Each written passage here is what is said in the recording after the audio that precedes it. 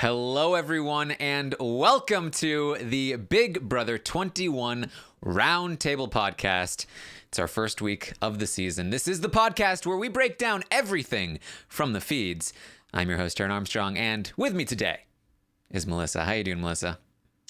I'm good. As you can see, I'm not in my normal location because I moved this weekend. So this weekend was not a great weekend to have the first weekend of feeds because I kept trying to check the updates, see what was going on, but it wasn't able to fully devote all my time and energy on Saturday to it. And so I was very disappointed, but I've been catching up and doing everything. And I'm very excited to talk about this because, it's been an interesting start.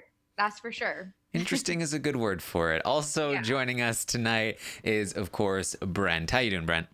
I'm wonderful. Thank you for asking. I have recovered from our morning update today. If you haven't seen that, it was one of my all-timers, ladies and gentlemen. Thanks to Taran. Some screenshots have been circulating around. Yeah, I was like, there are a lot of screenshots. There's already memes on Reddit. There's already an emoticon on the Discord that I have for my Twitch channel. I love it. That's great. Also, Melissa, I love your new setup. All of the natural light coming in makes you look so warm and fun, and I love it. It's great. Well, thank you. This is probably not going to be my permanent home for the podcast, but I don't know where I'm going to go. We still have boxes everywhere, so I've kind of just tacked my microphone onto just a random table, and yeah. All right. It's in the podcasting world, having natural light, it's no good. It makes you look too much like a real person. It makes you look too good. You need to look like pasty with the gross light on you. That's the way to do it. Man, I need to get that sort of setup. Yeah. We are live on YouTube, and you can join us in the chat room if you want to chat along with us here tonight. But we will be talking, as I said, about everything going on the Big Brother 21 live feeds. And to start us off here, we're going to give you the story of what happened this week on the live feeds. There's been a lot. There's a lot to catch you up on. And if you haven't been listening to the morning updates, then you're probably very behind or confused or something. And if you have been listening to the morning updates, you might be so full of information that you've lost sight of the overall narrative. And that's why we're here tonight, to tell you what's been happening. So obviously we started the game with everybody coming into the house. We saw this on the episodes. We saw Jackson, Cliff, Jessica, and David all campaign to be camp director. Jackson won that campaign, and he decided to banish Cliff, Jessica, David, and Kemi. David did not return from his banishment. But Julie did tell us that David is only gone for now, and that on Wednesday we will be seeing something new that we've never seen before, and it will involve David because he's not quite done with the house yet. Any ideas on what this means, Melissa? No. I mean, I feel like we all thought like maybe it had something to do with the activity competition, or at least there was some speculation that was what was going on. But that activity came and went, and we haven't seen any mention of David or anything like that. I mean, maybe it's one of the later week activities, but I feel so stupid saying activity a bunch of times. But maybe it's one of those things, or maybe it is just like a battle back sort of thing, and they really were just saying like you will hear from him eventually, but we don't know when or what. I don't know, but I have no idea. I'm thinking it's a battle back at this point. I think it's a battle back at this point too, and I think it's just one that goes like week by week, where like on Wednesday we're going to get a David versus Ovi kind of thing, and I'm totally cool with that if that's what happens, because I think that's the way they should have done it the first time around in 18, when they had a version that was similar to what I'm talking about, where they basically just like had all of the battle backs happen, but they did them all in one taped thing, all in one night, and then Victor came back into the house. So yes. he came back. and then he got evicted, then he came back. So yeah, there you go. Okay. So yes, I release a form every week for the Roundtable in preparation for the Roundtable. You can find that on my Twitter at Armstrong Taran. And one of the questions that I asked in the survey for this week was, what are your theories on the David thing? What's happening here? And the most popular answer was something along the lines of, it's a battle back. It's a week by week battle back. It's Redemption Island style battle back. In fact, I looked at the word cloud, and Redemption Island style was like one of the most mentioned phrases. So that seems to be a very popular response, a very popular theory in terms of what's happening here. That essentially that on Wednesday, Ovi, as we'll talk about, Ovi is looking to be potentially evicted. And if he is evicted, then David will show up and compete against Ovi. And the winner of that competition will either come back into the house or stay banished and continue and then fight the next person until eventually they get a shot to come back in or something along those lines. That's not exactly something we haven't seen before. That's like they like tweaked one small aspect of it, but also I don't really feel like they're always super upfront about like Battle of the Block is a fan favorite twist, and this one you'll never have seen before. So exactly. They tend to exaggerate a little bit. They always say that sort of thing, like, "Oh, this has never been seen before," and it's like we definitely have seen something like this before. Like just because this one little thing has been changed doesn't mean we haven't seen something almost exactly like it. And I will say though that like if it is going to be a battle back, I'd much prefer it to be a battle back where it goes week by week, like Brent was saying, rather than just like that all at once battle back, because also I want the people who lose each week to be able to leave and go home and not stay in a hotel for like 6 weeks. So, I think that they really should just do like a week by week sort of thing, because yeah, it's just so mean. It's cruel. Yes, I mean, coming from the team that told us that the Battle of the Block was a fan favorite twist, they decided to, if this is true, borrow a fan favorite twist from Survivor, because we know, as we all know, Redemption Island is the most praised twist in Survivor lore. People love it. Yeah, people love it. So it's actually it's I say that, but honestly they've gotten pretty bad lately. So I feel like some people might look back at Redemption Island and be like, man, remember when that was the worst thing Survivor had done? Yeah, I agree with that. Yeah. So we're not as bad as Survivor right now. So. An alliance is going to form in the house after David leaves between Jackson, Jack, Christy, Bella, Nick, Tommy, Holly, and Sis. It's an 8-person alliance. They call it the Hateful Eight. They call it Grateful. They should have called it the Hateful Eight. They call it Grateful with an 8 in the middle. We saw this in the episode last night. Christy is going to end up winning the HOH, and she is obviously part of this alliance, so she's going to be looking for targets outside of the alliance. Kat had been acting sketchy. She's running around saying, "Are you conspiring against me?" She's dropping people's names. She's being paranoid. She's Christy's target. Cliff is an easy pawn to put up, and so the two of them are nominated. However, in the time between the nominations and the feeds coming up, either an incident in particular happened, or just the general sort of vibe of the house turned against Kemi, because Kemi was talking about Jack and Jackson as targets, and we believe that Bella in particular is somebody that really sold her out, and so Christy decided that she is going to backdoor Kemi. That is the plan. So that's where we go from there. Then Sam is going to win the veto. Everything's fine. He's going to use it on Cliff. Kemi is going to be backdoored. I mean, I don't think anything could go wrong here, Melissa. Yeah, of course no. Nothing could go wrong. I mean, that's exactly how it all played out, right? Exactly, yeah. So what's going to happen here, and I sort of laid this out on Twitter a little bit, is that the timeline, I believe, starts with Jack and Jackson were the original bromance. Mm-hmm. And then you had Christy, and you had Kat. And Jackson, as we found out on the feeds, kind of hooked up with Kat before the feeds came on. Had a little bit of a thing. Yep. And he confided that he hooked up with Kat to Jackson. He told Jackson, "Don't tell anyone." Jackson kind of had a thing for Christy, who, as she will describe, not into guys. Sorry, Jack. Yeah. I keep getting Jack and Jackson mixed up. Jackson confided in Jack. Yes. And Jack had a thing for Christy, who's not into guys. There we go. Yes. And Jack decided. Like, wow, they both did? I thought that it was. I was like, I didn't know it involved both of them. I also keep mixing up Bella and Holly. It's terrible. So Jack decided to tell Christy about Jackson's thing with Kat. When Jackson found out about that, he felt hurt. He felt like his bromance was not real. He felt like that it was more Jack and Christy, and he felt jealous about that, and he wasn't a fan. Holly fanned those flames, because Holly is a little bit anti-Jack as well, and Holly is very close to Jackson. So Jackson had a conversation with Christy where he talked about, like, hey, I don't want to be linked up with Kat. That's not what I'm about. And, I'm sure you feel the same way about Jack, no? You don't want people thinking about you and Jack as a pair. And she was like, well, no. Why would do people think that?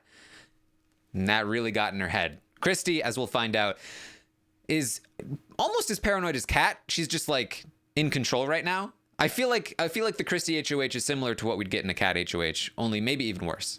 So Jackson told Christy about that whole thing, and Christy starts freaking out.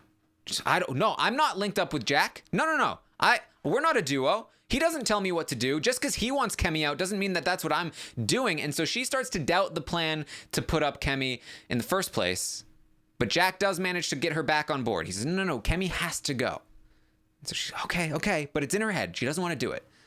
And then she the next day she starts thinking again. It's like, what? No, Jack is in my head. He convinced me again. He's so good at this game. He can't be better at this game than me, Melissa. He can't. Yeah. No, he can't. She starts trash talking Jack left and right. She says, Jack does not make my decisions for me. I make my decisions for me. And so she's really starting to doubt the idea to backdoor Kemi. To add on top of this, Bella and Nick are starting to consider the idea of keeping Kemi around for reasons of their own. And this further freaks Christy out. Well, if they're not on board, if they're going to flip the vote to keep Kemi, then I'm making a mistake and I don't have my alliance on board. And so then Nick and Bella got in trouble, and this is a whole mess. And I'm doing my best to give you the through line here, but it's very complicated, and I want you to understand the dynamics of how this happened. So Christy eventually, after talking to multiple people and multiple people telling her, make your own decision, talks with Tommy and Nicole. Nicole tells her, look, Kemi loves you. She goes, you know what? She does love me and I love her, and I'm not going to do it. Not going to backdoor Kemi. Okay, fine. Finally. We finally settled it. She's not going to backdoor Kemi. Back to the original plan. Kat's going home. Whew. What a recap. So she goes to tell Sam, let's not use the veto. Problem is, Sam wants to use the veto. Nah. I told Cliff about using the veto. No. I don't like that. And so he's starting to suggest other plans. Well, why don't we backdoor Jack? Wouldn't that be great? You hate Jack? Nah, she doesn't want to make a big move. What about Ovi? Can we nominate Ovi? Can you get rid of Ovi? And Christy goes, the heavens have parted, and she's understood finally the move she needs to make, and it's to backdoor Ovi. Brent. It's so convoluted how we got to this point. It's really frustrating. If you're somebody who is trying to evaluate Ovi in the context of his game, it is sort of boggling to see how close you were to having made it out of this week alive with a house in chaos, a power in your back pocket, and a glide path for the next 6 weeks. But instead, it's looking entirely likely, based on Sam opening up his mouth, that Obi might actually be out of the house on Thursday, and that is incredibly disappointing. But it just goes to show you how, things that happen like this in Big Brother. I always go back to something like Big Brother 14, where they had the coaches competition, and if Mike Boogie doesn't win the coaches competition, then Ian isn't immune that first week, and if he's not immune, he might go home that first week. We don't know that, but it looked entirely likely that he was in trouble. And that's happened, Josh, in Big Brother 19. If that apple wasn't there, does he win that season? I'm sure he gets nominated by Cody. So many times people, if they can just make it past 1 week, they can really get a foothold in the game. I firmly believe, not to jump ahead, but that Cliff has a glide path to the final 3 at this point. I do not see him going anywhere at all now that he has got the veto around his neck and he is fine. Ovi, on the other hand, girl, we're in trouble. And the problem, as I see it, is that he doesn't know he's in trouble. And that's the worst part of this, Taran, that he doesn't know he's in trouble. He thinks he's fine. And if he thinks he's fine, he's not going to do anything about it. And I think there are ways that he could possibly get out of this, because I feel like there are many people in the house that already want to keep him. And there are other people who should want to keep him for the benefit of their own gain. Keeping Kat is a monstrous mistake for people like Sam. But this is where they're at. So we'll see.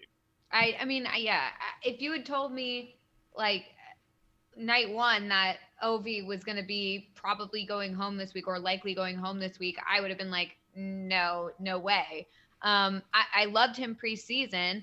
Not that I don't love him now, but it's more that I'm shocked that he just hasn't connected with anyone in the house really, and that he's seen as such, a pariah in the house. I don't get it. I don't understand it. He seems so charming and nice and sweet. And so maybe there was something pre-feeds, but I don't know.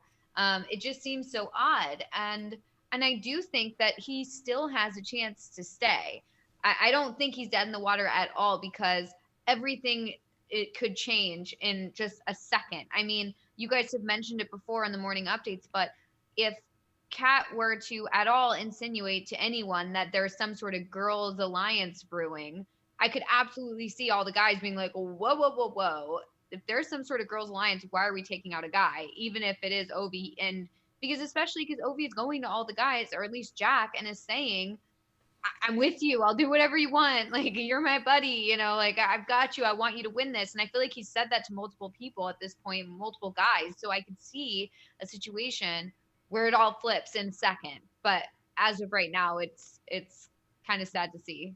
Yes. And I think it's important to understand Christy's mindset going into this HOH was that she just wanted to do what the house wanted and to not make any big moves and to just get through, like, sort of what we always say the first HOH should do, which is just kind of go along with the general consensus. Don't make huge waves. Just cement yourself, get yourself placed in a big alliance, and everything will be fine. She wanted to do that, but she really just got in her own head. So she felt like, Kat is a perfect consensus target. But then Jack started convincing people Kemi should be a target, and so she, okay, fine, we'll do Kemi. Kemi's the consensus target. But then she started freaking out about being paired up with Jack, and she was worried that this is not going to be seen as a house move. It's going to be seen as a power couple move. And so she tried to distance herself from it. And so then she had a bunch of people telling her, do what you want to do. And she didn't want people telling her to do what she wanted to do. She wanted people to be like, no, do what the house wants to do. And she wanted to know what the house wanted to do. And so that's why the Ovi suggestion. That's insanity, though, because I agree with your take, but she wasn't listening because the house was telling her what they wanted. They wanted Jack out. Mm-hmm. That's what the majority of people said to her or insinuated in one way or another was, wow, I'd love to get rid of Jack. He's such an ass. Like, he's so full of himself. He's the villain of the season. He doesn't have releases from anybody. Like, well, obviously he is meant to be the villain for us. Why aren't we getting rid of him? But she wouldn't do it. It was just boggling to me why she wouldn't get rid of Jack. She said maybe it's because it's too big of a move, but like if everybody supports it, is it really that big of a move? I don't think so. I think they would have gotten rid of him in a heartbeat. I do think it's like the riskier move. Yes. Like, I feel like if it doesn't work out and Jack stays, I feel like that's way riskier for her than if maybe like Ovi, she tries to get rid of him and it doesn't work out and Ovi stays, like, oh, well, who cares? But if Jack stays, I feel like he could really like wreak havoc. And I think that, I see where she was coming from initially, because it's like, yeah, the first week you want consensus, you want an easy move. You don't want to be the person who's out there being like, this is what I want. This is my move. Because if all the people who I was talking to was saying like, do what your heart wants, maybe later on in the season, I'd be like, cool, I'll do what I want. But in the beginning, the first week, you want it to be a group decision. You want, okay, everybody wants this, so this is what I'm doing, because it's just the first week. Like, just get out someone random and then, continue on. But it turned out not so great. And I don't think that Christy comes off so great by the end of this week. So I think that there's some problems here. Yes, and the reason why Ovi was such a compelling option for her was because Ovi has been on the outs, as you've seen in the episodes, and nobody really cares much for Ovi, but also nobody in particular was pushing for Ovi to go home. He's the perfect, most neutral person that, nobody's defending him, and nobody's targeting him, so she's not doing anybody's dirty work, and she's not pissing anybody off. That's how she sees it. Obviously, in my opinion, the easiest and the way that she should have gone about this was just stick to her initial nominations, don't have a backdoor plan, and just take out Kat. It weakens Jackson. It takes out somebody that nobody in particular is sticking up for, and it's easy and everyone agrees and everything's fine, but she really got in her own head and she really freaked out. The other thing too is I totally thought she misplayed that conversation with Sam, where Sam was like, yeah, but I really want to use the veto. Like, she's the HOH. All she has to do is say, look, I don't feel comfortable naming another nominee. Do not use the veto. I don't care what you want. I don't want to name another nominee. Kat needs to go home or let the House decide. Whatever you want. But all she had to do was put her foot down. She is totally disappointing me, Christy, I'm talking about, through a week and a half of feeds. I feel like there are a lot of people that are disappointing me. Of course there are, but she's like somebody who I had a little bit more faith in, especially with Tommy guiding her. But I mean, she can't really be guided by Tommy. And I think more than anything, he's trying to get off the USS Titanic by making sure he's not anywhere close to her chaos. Yeah, Tommy right now, in regards to Christy, it's like when you are trying to steer something, but it's super, super sensitive to steering, so you're just like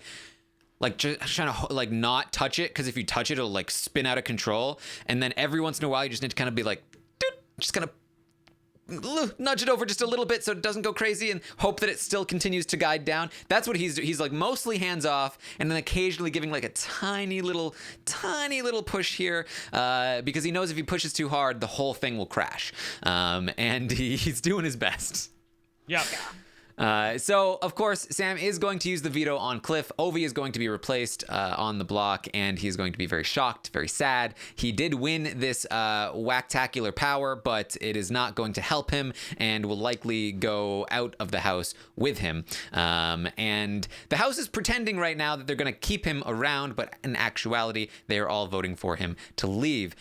Just a little bit earlier today, Cliff finally found out that the votes are not there for Ovi, and so he is looking for, like, when am I allowed to tell him? Because I promised him I would tell him. It'll probably not be in time to save him, unfortunately. So right now, the vote count looks like it's going to be unanimous against Ovi. One final thing that's happening in the house here, recent development, is there are 4 women, Jessica, Kemi, Bella, and Nicole, who have formed an all-women's alliance called the Black Widows, as we discussed this morning. Please, you gotta do better than that with the name. I mean, like, there have been plenty of bad names, but at least a bad name is like fun. This is just like, we've seen this before. Come on, guys. I really wish they would tell them. Like it. What'd you say, Melissa? I still like it. I don't know. I liked it the first time as well. I Right. know, but I want it to be successful. Like, I feel like But if it is successful, then it's like, yeah, remember the Black Widows? Which one? True. I don't know. I guess they could have been. They need to do their research, I guess. But I like the idea of it. Yeah. So that's basically where we are here. So let's talk about the state of the house, because this is very important. Rob in the chat says it's a reboot, Taran. It's full of reboots. All right. So the main power structure in the house is obviously Grateful with an 8. It's Grateful. I mentioned them before. Tommy, Christy, Nick, Bella, Jack, Jackson, Holly, and Sis. They consist. They are the people that make up this alliance. They are the main power structure in the house. However, they have a lot of different sort of subgroups happening. A lot of like individual relationships. There are like 3 or 4 different like sub alliances, but none of them are that genuine to me. So there's the 6 shooters, which are the 8 minus Nick and Bella, but they're not really loyal to that. Well, some of them might be, but none of them really are. None of them are. There's a final 3 between Jack, Tommy, and Christy that occasionally gets talked about, but again, who knows how actually loyal they are to that. There's stage 5, which includes Sam and Nick and Jack, that is occasionally talked about. But again, like Nick and Jack are basically targeting each other right now, so not super genuine either. So I don't think you really need to pay attention to any of the names of these sub-alliances outside of Grateful in particular. If they still exist come next week in the roundtable, we'll maybe dig into them a little more. But I think what's more important are the individual relationships that people have within this big group of people. The main one, of course, being Tommy and Christy. Who know each other outside of the game and are very, very tight and have their fingers in most pies here. There's also Tommy and Nick who have a pretty tight relationship that they don't talk very often, but when they do, they're pretty open with each other, and they seem to have some kind of final 2, and they're keeping it very, very under wraps. So that's a very promising relationship as well. How do you feel about the Nick and Tommy thing, Melissa? I don't know. I think it's good. I like the idea of having sub alliances within a giant alliance, just because, the giant alliance never lasts, or at least I hope it doesn't last. It hasn't in the past, and I'm really hopeful that this one does not last. But I think that it's super important to have these silent partnerships within the alliance, because that's so much easier to keep secret than like these sort of like, okay, it's 8, then it's 6, but then it's 5, like all these like larger alliances within the alliance. I like the idea of having just like 2 people. I mean, look at level 6 last year. You have Casey and Tyler, and the whole time they were like, what, C2C or whatever. And coast to coast. Yeah, they kept C2C. It's like, I don't know, I was close, but it could also be like C, like the letter. But I basically got it. But anyway, they were able to keep their alliance secret the whole time, and I mean, look how it paid off. So I'm a fan of the secret alliances as long as they can remain secret. But yeah, and again, the Tommy Nick thing in particular, they don't get together all that often, so who knows if this will actually, continue to blossom. But it does seem like a particularly deadly combination right now because they are 2 of the more connected people in the house. There's also Nick and Bella. Nick and Bella are very close. They kind of a little bit have a showmance going on, but not really, because what Nick says is that Bella was living with somebody prior to going on Big Brother. She still has her stuff there, and she did not tell the person she was living with that she was leaving. So they're not allowed to do anything on camera, but they have done some things. To which I tell Nick, like, okay, well, you just said all of it. So it's totally ruined so now. What? These people are so dumb. It's like Jackson with his, well, I don't want to vote out Catherine because that would look so terrible. Meanwhile, 5 hours later on the feeds, I'm telling everybody that I was like totally like doing the guy thing and having sex in the Big Brother house. Who can say that, man? That's totally gnarly. But who? I would never want to say I want to vote her out. I mean, like, those are 2 exactly the same things. Yeah, people would look at them the same way. I don't understand these people and their thought process. Yeah. Rob says, is he dumb or really smart? That's the same question I was asking myself, Rob. He is a therapist. I grant him that. Earlier today he was talking to Sis about anxiety and methods of dealing with anxiety, and I was like, oh, this is very therapisty. He's gonna give himself away a little bit.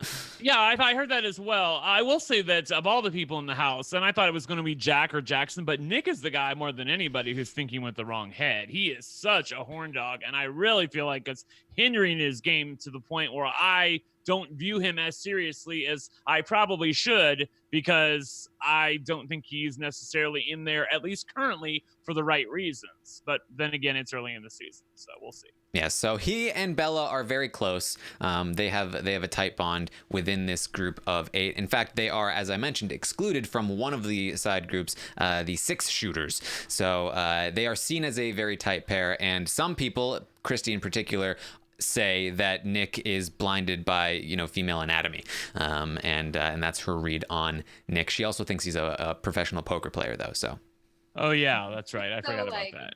Not totally on point, but yeah. Yeah. So there's also Jack and Jackson. They were a little bit torn apart by the Jack and Christy relationship, but after Christy went anti-Jack, Jack went back to Jackson, and now the Jacks are back together. Everyone's pleased. Oh, we're so happy. Yay. You know what? I have to say that Jackson doesn't annoy me as much as Jack does. Jackson is just kind of a lovable dork. I'm trying to remember if he said anything really problematic, so please don't come for me if he has. With this cast, it's really hard to keep up. Oh my God. Seriously, it's insane. I just feel like I've never seen a cast be this problematic immediately after feeds come on. I just feel like normally, at least we have like maybe 1 week where we still like kind of like some of the people in the house, like, are pretty neutral on most of the people.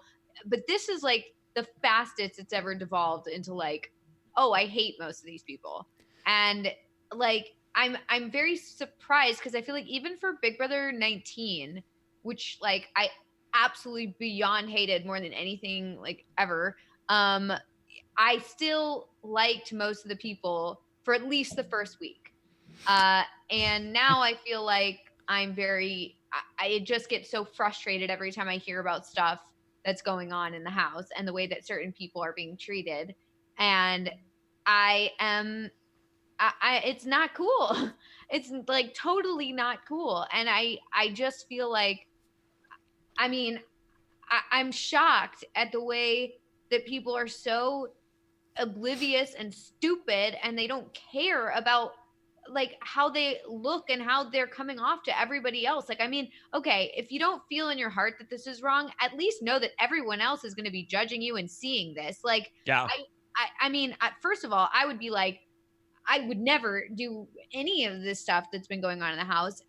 But if I were to be that sort of person, I would at least want the world to think I wasn't like that. I don't know how stupid these people are. No, that's a really good point, Melissa, because if you're not naturally a good person, right, at least try to fake it and fool us so that capitalistically you at least profit from it. And, people are into you, but these people, they don't even care about that. And it's like, usually you can keep it under wraps for at least a week. Here's the thing. I think that they truly believe themselves to be good people. Jackson, he said preseason, like, hey, I know I look like a frat boy, but I've really got a good heart to me. And Jack has said on the feeds, like, hey, I'm all about spreading positivity and love, and I don't like to be negative and spread animosity.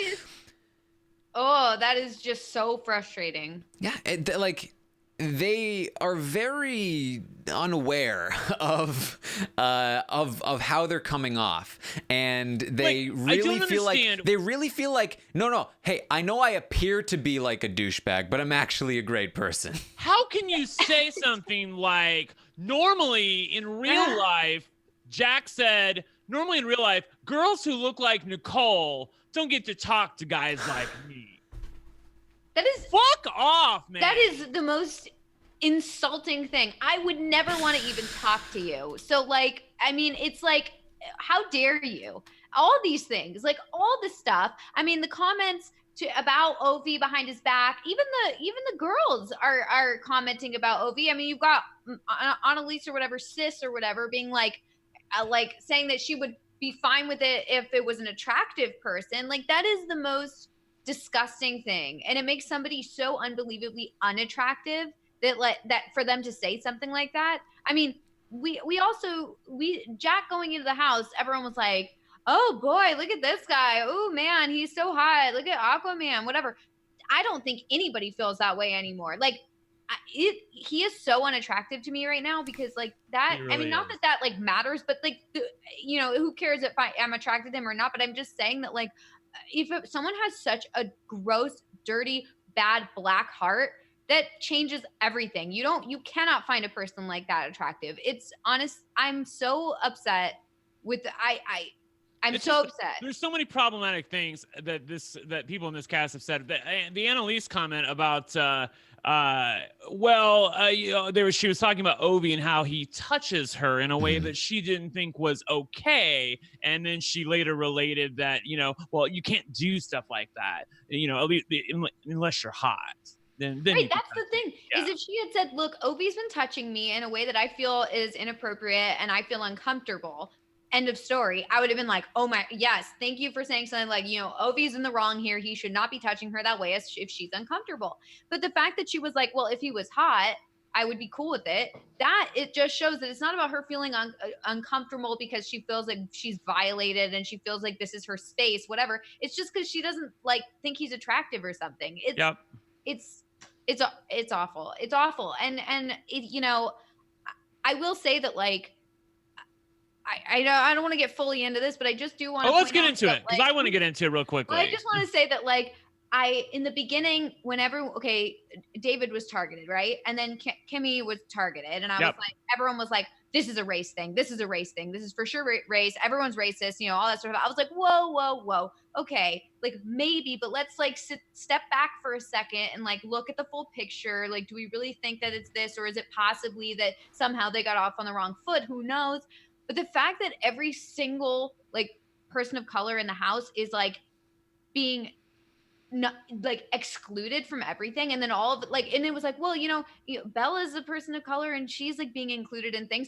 Then all of a sudden they turned against her, and it was like, okay, now it's being made very clear. And I usually don't jump to that sort of thing because I like to try and give like the benefit of the doubt and try and see like, okay, what's really going on here. But it just seems very suspect, and I'm really not okay with it. It seems gross and wrong, and I don't like it.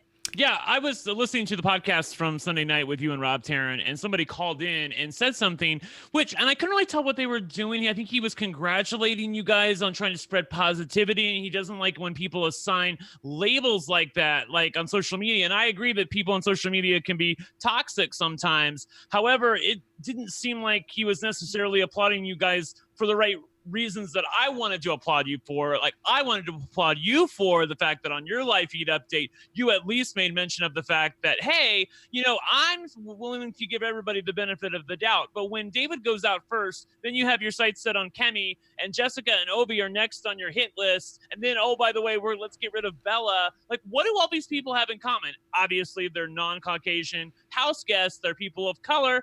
And it doesn't look good optically at best from the outside. And to hear you acknowledge that, I was really happy to hear. Yeah, and I think that it is something that like it's very clear. There's a large group of people, and there's a minority of people, and that minority is being targeted, and they don't fit in with the big cliquey group of the majority in the House. And it's almost like it would be one thing if it just stopped there. That happens sometimes. There is often, and race can sometimes come into play. And that's something that Eddie talked about in Big Brother Canada 7. It's something that a lot of people have talked about in the past, that, there are barriers, cultural or otherwise, that and biases that can get in the way of people of color or minorities of any kind fitting in with a big group of people. But it goes further than that this season, where they are not only having more difficulty fitting in. They are not only being targeted, but they are constantly being trashed by these people. They are being made fun of. They are being called names, and it has definitely gone too far in this direction, and it's not good. It's Yeah, not good. I will totally. say that apparently, as we saw on the live feeds earlier today, it did get so bad. I think when Oprah comes into something, then you know you're probably having problems. The Oprah magazine tweeted out that there is a bunch of Big Brother house guests who want Jack expelled from the house, and Jack got a talking to from production earlier today. I believe it was the thing about him wanting to stomp a mud hole through Kemi that really got him drew the ire of production, but I don't know what else they talked to him about. But he's at least aware of that at this point. So hopefully his behavior will change. I don't know. We'll see. He did talk to Kemi. I can't remember if it was before or after he told Tommy that. And they were talking about Oceans and Jason Momoa and things like that. And it did seem like they were getting along. Amazing what it's like to actually find out you like somebody or can get along with somebody when you talk to them, Melissa. Yeah. Oh, exactly. Honestly, I just find the whole thing awful. And I also feel like they're picking on people for things that they should certainly not be picking on people for. I mean, like Ovi, I guess, has, IBS. And, I have a form of IBD, which is ulcerative colitis. And if anyone was making fun of me for that and talking about me behind my back and mocking, when I'm needing to use the bathroom or whatever, like, I can't even imagine someone making fun of me for that. It's just so beyond cruel. It's not something that I'm excited about. I'm not like, it's not something I would choose to have. And so the fact that they're making fun of Ovi for that, and like, I guess they were calling him like Pooh Bear and all these other things, like it is beyond cruel because it's already something that you're suffering from. And then to be made fun of for something like that, like I honestly, it makes me so upset. And it's not okay. It's not okay. And I can't root for people like that. Like, there are some things where it's like, okay, well, this is a game and, you have to go against people in a game and da da da da da. But I just can't root for people who have such cruelty in their hearts. Like, I just can't. And, I hope they all get out one by one, good riddance, get rid of them so that we can actually have nice people play. There are some nice people in the house. There really are. I mean, look at Cliff. Cliff is like this unproblematic, amazing, awesome guy. Like, Cliff is the one everyone was concerned about preseason too. We're like, oh, is he a Trump? Judged him based on his looks. Is it? Oh, look at this cowboy hat. No, this guy. I mean, he's wearing like this like rainbow hat for pride and all this other stuff. Like, this such a great, nice guy. And the fact that he even talked to the cameras and stuff saying like, look, like, I don't like the way people are making fun of Ovi. Like, I'm on the block. I'm trying to fit in, but like, I hate it. I don't want to do this. Like, that at least shows that he, he feels bad about it. He recognizes that there's something wrong going on.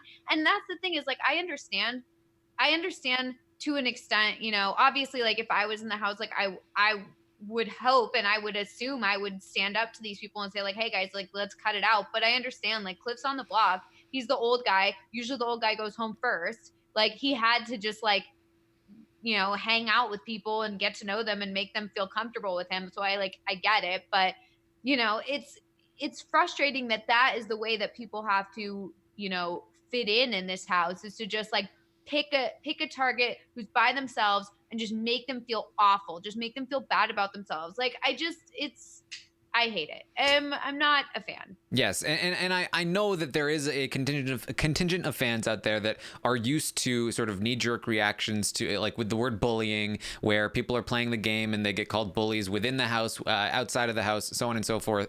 It's very clear if you haven't been paying attention, like if you're trusting our opinions, like this is a very clear case to me where like these people are genuinely, and I think Jack most of all is genuinely just a bully in the house, and he is saying things like about Nicole, like about Ovi, and doing actual things that like, yeah, this is exactly what bullying is. This is exactly what all of this looks like, and totally. and it's genuinely bad and unfortunate.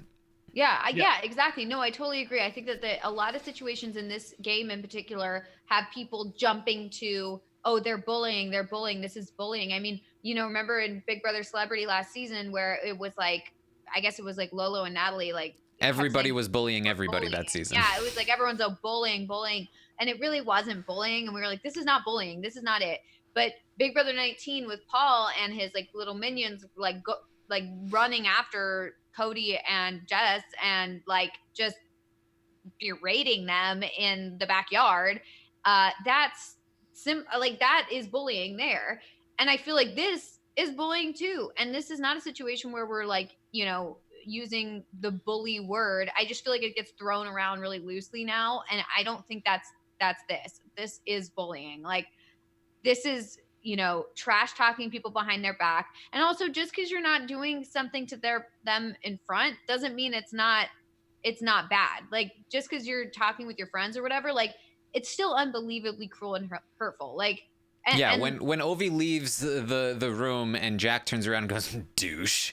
Like, that doesn't make it any better that you didn't do it. That was so problematic to me because he was the only reason Ovi even said anything in the first place was because Jack had asked him a question. Right, like, exactly. Dude, do you feel swole? How swole do you feel, dude? Like, I mean, again, I agree with Kirsten McKenna. It's like, what's he supposed to say? Like, no, I don't feel swole, actually. It's like the jock teasing the like nerd, like, oh, you feel swole, you feel swole. It's like, it's unnecessary. It's totally unnecessary. Like if he was trying to be supportive and saying like, oh, you feeling swole? Like, yeah, go on, go out there and get it, like whatever. And that was the end of it. I mean, that's fine. But the fact that he like then turns around, like I wouldn't have said a thing if he didn't then turn around and say, and call him a douche. Like, well, I don't understand. All he did was just say, he said, you feeling swole? He said, yeah, gonna go out there. Like it wasn't even, and he's like, have a good day, whatever. It wasn't even like a weird thing. I could see a situation where he calls him a douche because Ovi's running around the house like, I'm so swole, look at me, I look great, look at me. Like then it's I like, wish Ovi would do that. This guy is like too much. But it's maybe he will douche. if he realizes makes so he's many going. cookies. What a douche.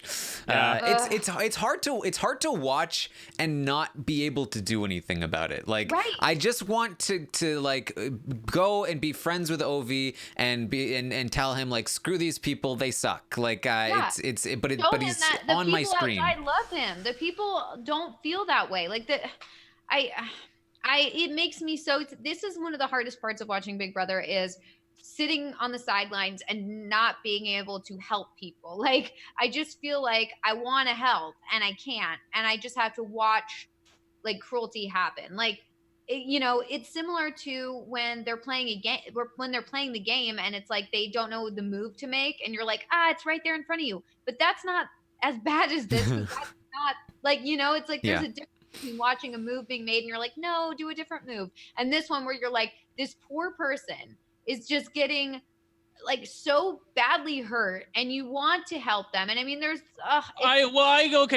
just back up just a little bit. I will say this, at least at the current pace, they're doing it behind his back. It's not like they're making fun of him directly to Obi's face. I realize he's going to find out about it once he gets out of the house, but they're not within the game making fun of him directly to his face. Maybe you can say morally that's worse or not, but I feel a little bit better for it. So at least Ovi currently, while he's in the game, is being shielded from it. I also wanted to remind you, Melissa, that if you think Jack is problematic, you can just tell everything that's based on, for Jack is through his looks, because he said about Jessica that he flirts with her so that she'll feel better about herself. That is so insulting. Jessica doesn't need you to feel good about herself. These quotes from Jack are just so infuriating. It's like they're from a movie. Like, yes. I mean, like, who says stuff like this? Exactly. It's like a high school, it's like a early 2000s, like, romantic comedy where there's, like, the bad boy, like, high school jock who, like, is just so awful. I can't, it makes me... I want to just go in there and be like, you're not hot. Like, you're not that hot. Like, come on. You're not Aquaman. You're not Aquaman. You're no Jason Momoa. Like, everyone was trying to flatter him. You're Jason Mimosa. You cut your hair and you look nothing like him, okay? All right. We've got to, as people are pointing out, we're 50 minutes into the podcast. We haven't gotten through the state of the house. All right. So that's Jack and Jackson, and Jack sucks. And Jackson, I guess, kind of sucks. Holly. He's okay. He's as Holly and Kat point out, Jackson is like he's still a bit of a frat boy, but not quite, especially in comparison to Jack, not quite as bad. But the way he talks about Kat is not great, and she'd probably not like it if she heard what he was saying about her. So she'd probably change her tune on that. Holly and Jackson are pretty close. They're pretty close in the game. They're in that alliance of Grateful, and then Holly and Sis are also a little bit of a duo there in the alliance. So that's basically how the Grateful subgroups or relationships at least break down. But there are lots of cracks in Grateful, in particular that Nick is targeting Jack. Thank you, Nick. And potentially even going to nominate him if he wins HOH, but in particular, more looking like he would rather throw the HOH to somebody that would target Nick target Jack for him. So that's happening. Jack wants to target Nick, not as immediately as Nick wants to target Jack, but Jack has realized or has been told by Christy that Nick is kind of anti-Jack a little bit, but they're also still kind of working together in stage 5 and all of that stuff's happening. So he's still, Jack is more like, I'll wait until we get to the 8 and then I'll target Nick. Or maybe if the opportunity presents itself, I'll target Nick. So not nearly as aggressively as Nick is targeting Jack, but the cracks are there. Christy hates Jack and loves Jack at the same time, I think, and is constantly talking about how terrible Jack is and how she's definitely going to take him out of the game. And this is definitely going to get back to Jack at some point because she's told literally everybody and also their entire family.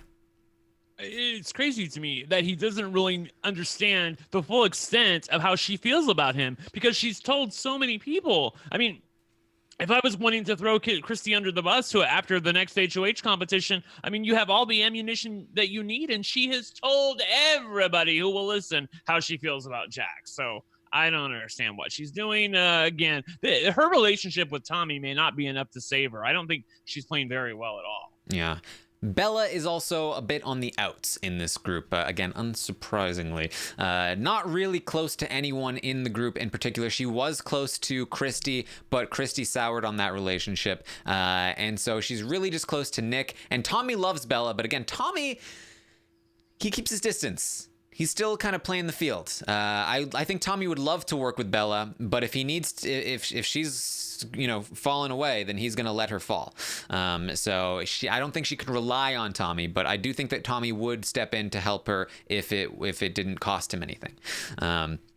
So that's Grateful. That's what they've got going on. They've got lots of cracks. They've got lots of individual relationships. We do also have the Black Widows that I mentioned, Jess, Kemi, Bella, and Nicole. But they have also talked girl power, Jessica in particular, with a lot of the other women. So the women are aware that there's a woman thing going on, and this is very likely to get out pretty soon. They don't know about the core 4, the Black Widows, but as I mentioned, just the merest scent of a women's alliance is usually enough for the men to start being like, whoa, not good. Don't like that. Don't like that. No likey. Me no likey. There's a criteria to enter that alliance that I cannot fulfill. That's not good for me. So there are also some other relationships in the house that are outside of these groupings of alliances. Nick and Sam are a bit of a duo. They're bros. They work together a lot. They talk together a lot. Sam is probably Nick's closest ally, I would say, even more so than Bella, just in terms of how much he reveals to Sam versus how much he reveals to Bella. Bella and Kemi are a bit of a duo. Kemi, I was seeing just not 15 minutes ago. Kemi was talking to Bella, telling her that she is the person she trusts the most in the house, and we all know that she should not be doing that. But I do feel like this might be a case where if Kemi never learns that Bella betrayed her, it might just kind of turn into Bella might turn into somebody that she can trust, because maybe she will start to gravitate more toward Kemi. I do think she genuinely likes Kemi, so they might accidentally turn into a good duo, but right now they're not the best. Yeah, I'm really psyched for that. I'm hoping that's what happens. I really do feel like, because when the feats came on, we were like, oh, I mean, it took us about maybe a couple hours to realize that Kemi was the target at the time. And then we quickly realized that it was because of Bella, because she even had a conversation with Bella, and then Bella quickly relayed that to somebody else who obviously Kemi shouldn't be trusting. I can't remember who's. Don't ask me. I just know that this is what happened. So then we were like, no, like, I mean, Bella's playing the ultimate rat floater game, and I am here for that because I enjoy the rat floater queen, but she had her sights set on Kemi, who were like, no, that would be perfect for you to work with her. Why are you doing that? I'm thinking that maybe just in the early days of the house, she was playing really messy. I can see her doing that. And Kemi said something to her, confided in her about her, targeting Jack or Jackson. She decided she'd spill the beans and act cool. And then before you know it, Kemi has become the target and she can't really stop the train from going down the tracks. That's kind of how I feel what happened there. Well, I feel like I kind of see this, and this might be wrong. It might turn out to be wrong, but I kind of see this like it's the friendship where there are two people, and one of them, they're both nerdy people. They're both outcasts, right? But one of them aspires to be a cool kid. And so that one gets the invite to the cool kid club, but they say, you can't bring Kemi. And she goes, that's fine. That's fine. I'm coming. And she says, oh, Kemi talks crap about you all the time. Kemi sucks. And rats out her old outcast friend so she can be with the cool kids. But then when the cool kids are like, we don't actually like you that much, Bella, she kind of runs back to her old, oh, no, we were always tight buds. I never talk crap about you. We're definitely cool. And so it's like that might work out. But again, at the next time a cool kid invites her, I feel like if Bella feels like she has a better opportunity, she's going to abandon Kemi again. Well, the funny part is that Bella basically told the women that, where she was like, I'm here for this women's thing until I'm not. Right. I was like, all right, for honesty, I appreciate that. So watch out for that one. Jackson and Kat are obviously a bit of a duo, but it's a weird relationship that we've kind of touched on. Jackson and Cliff have kind of a relationship. Cliff has a lot of relationships with people. None of them are too strong. He has a little bit of a thing with Nicole, a little bit of a thing with Jackson, a little bit of a thing with Ovi, but in general, nothing super strong. He still doesn't really have enough sort of power in the house or influence in the house to make any moves or anything like that. He does want to try and get closer with Sam as well. Sam used the veto on him, and he's trying to be like, hey, where are you going, Sam? Can we bond over the fact that you used the veto on me? But really, anywhere Cliff goes, he's met with brick walls. Like people that like him and are like, hey, yeah, we totally will bring you in, but then go in and talk about him to other people like, oh yeah, I've brought Cliff in here. There's no secret like mutual respect kind of alliances going on with Cliff, unfortunately. Maybe eventually, hopefully. Then finally, Jack and Ovi. So Ovi is also a bit more like, he's trying. He has a fake alliance with people. I think his closest person is probably somebody like Cliff, but also somebody like Jack, who who unfortunately is the person worst making fun of him, but is like, oh yeah, I've got Ovi eating out of the palm of my hand. It's great. Why wouldn't he'll do anything I say. I know, that's the thing, that is what's boggling to me. Get rid of that. Because everybody eats out of the palm of Jack's hand, and so he doesn't need one in particular. Oh God, you're right. I was gonna but I feel like he's right. I mean, at least for the first week and a half of the house, I feel like that's how it's been. So, but now maybe he realizes that he is in a bit of a trouble. Like, I mean, there's not everybody that's eating out of the palm of his hand. I really feel like keeping somebody like him, Ovi, in the house for somebody like Jack would be something that he should consider doing, especially over somebody like Kat, who is completely unmanageable. Yeah. So that's about the state of the house. Have we missed anything? I think we got basically everything. I mean, look, there's a bunch of cool kids over here. There's a bunch of people over here who happen to be mostly minorities and outcasts, and they're not currently in power, but we all really love them, and we want them to come to power and rule the world. That's basically the state of the house at the current time. Yes. Yeah. All right, let's get into the stock watch portion of the show. We're going to start rating the players. Right. This is what we do on the Roundtable. If you're new to the Roundtable, what we do here is we go through each player in the game and we talk about how they're doing this week in the house game-wise, and we give them a rating from 1 to 10, 10 being the best, 1 being the worst. 10 being like you're playing like Dan Giesling, 1 being you're playing like name the worst player you can think of, Victoria or Sam Rockstar or whatever. Just kidding. So that's how it goes. So we're gonna move over. If you're watching the video version, then you will get to see the little graphic that we have. It's just a little bit of a nice little spreadsheet here with the numbers that will pop up as we go. And if you are listening, then don't worry, they're just easy numbers. We don't go above 10. So let's start talking about these players here. We're gonna start with our HOH. Christy. Now, we've already talked a lot about her game and what she's been up to this week. I do feel like she has made a lot of mistakes this week, but she is coming away right now, at the very least, with very few people actively talking about targeting her. So, Brent, how do you feel about Christy? I'm giving Christy a bad score. I'm going to give her a 3. It is a particularly bad score for somebody who is the current head of household and the first HOH of the season, but I feel compelled to give her 1 for a variety of reasons. Number 1, she has basically word vomited her entire plans to anybody who will listen. Anybody that has a pulse knows what Christy is thinking at any given time. The other problem that I see is that she is, like Kat, totally unable to manage her own emotions within the Big Brother game. She wants to be a good person, but yet she wants to play the game. You can't have both. And it doesn't seem like that she's able to wrap her head around that fact yet. I do not feel like this person can go the distance in the Big Brother game. There's just no way. Now, it's true that currently not very many people are thinking about targeting her, but I do not see that remaining if she continues to act like this. She's going to have an opinion about whoever is evicted next. After her HOH is over, I'm talking about, let's say, I don't know, Jessica wins HOH. If only. We could only dream.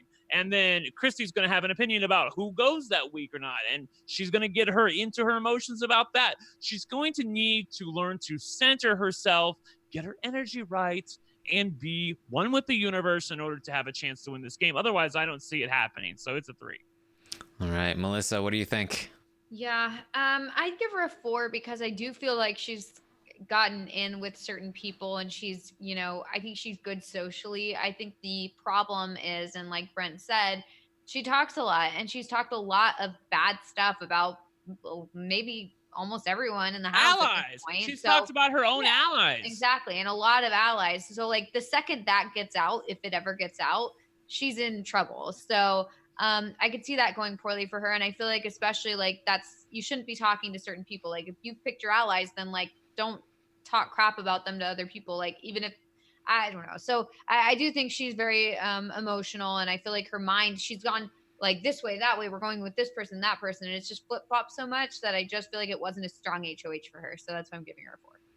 Yes, it's not the best HOH week for Christy. I do feel like she has room to rebound, and so I might be a little bit higher on her than you guys. I gave her a 5, because I feel like her position is like a 7. She is very well insulated. She has Tommy, who is, I think, the best player in the house, really helping her and backing her up in whatever way that he can, even though he's obviously not trying that hard. But I do think that once she comes out from Power, she can be a little bit more her calm, collected self that she was before she started freaking out. And she has so many connections. She's so well insulated. Nobody's targeting her. I do feel good about her moving forward from this week, as long as she can calm down and chill out and stop being as paranoid as she has been. But I do think there are a lot of dangers for her looming that obviously that we talked about, talking crap about Jack and Bella and all of these people. But I do think that really the thing that boosted me from a 4 to a 5 is the fact that she knows Tommy in real life and he has a lot of incentive to keep her safe. And I do feel like he has a lot of influence in the house. So that's that. She got a 5 from me. That's what happened there. So the audience is also rating the house guests. I send out, as I mentioned earlier, a survey every week at Armstrong Taran on Twitter, and the audience fills it out. The audience gives their own rating, and we give an average rating from the audience to give the total rating here. And the audience decided to give Christy a 4 out of 10. So the audience was with Melissa on this one. As they always are. I'm allowed to say that now because it was only one, and so 100%. I can't say that later, probably. All right, let's move on to Ovi. Let's talk about Ovi as our likely evictee here. There's a lot that Ovi did wrong this week. From his perspective, he has an alliance of 5 that actually doesn't exist. He's been trying to lie low. He's been trying to pretend that he doesn't have the power, and he's been just trying to like survive to the next week with this alliance that he has. But from his perspective, if he has this alliance, he really doesn't check in with them very often, and he really should have realized that this alliance doesn't really exist by now.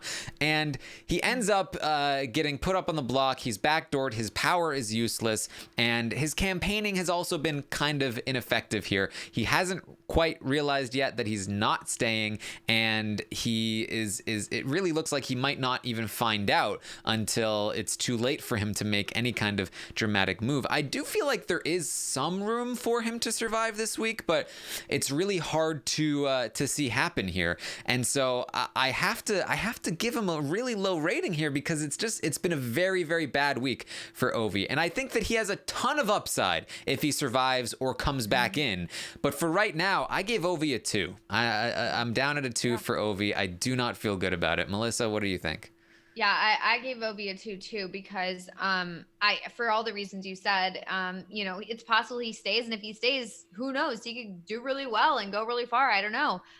But at this point, he's just not doing so great, and the fact that he really just couldn't bond with people, couldn't like just get in with anybody, is disappointing and sad. And I also feel like, if you realize that you're really not quite clicking with people, like with the cool kids, then don't keep trying. Like, don't go to Jack and be like, you're my man. Like, if it's not working, like you can try that once. And if it doesn't seem to be like hitting, then form something with the outsiders, and the fact that he found out about this alliance of 8, like, why did he not use that information better? I just feel like there are so many things that like I wish had gone a little differently for him this week. So yeah, I'm giving him a 2. Yeah, it's a 2 for me as well, for all the reasons you said. For those of people in the chat who are asking, we don't know that he will be able to keep his power or that he will lose his power if he is ultimately evicted and eventually comes back into the house. We are betting that he most likely gets to keep it just based on Big Brother and how they tend to do things, but there's no guarantee that that's going to happen. This is problematic for me grading somebody like Ovi because I'm looking at him trying to grade him, but I'm also like evaluating the terrible people that he's in there with.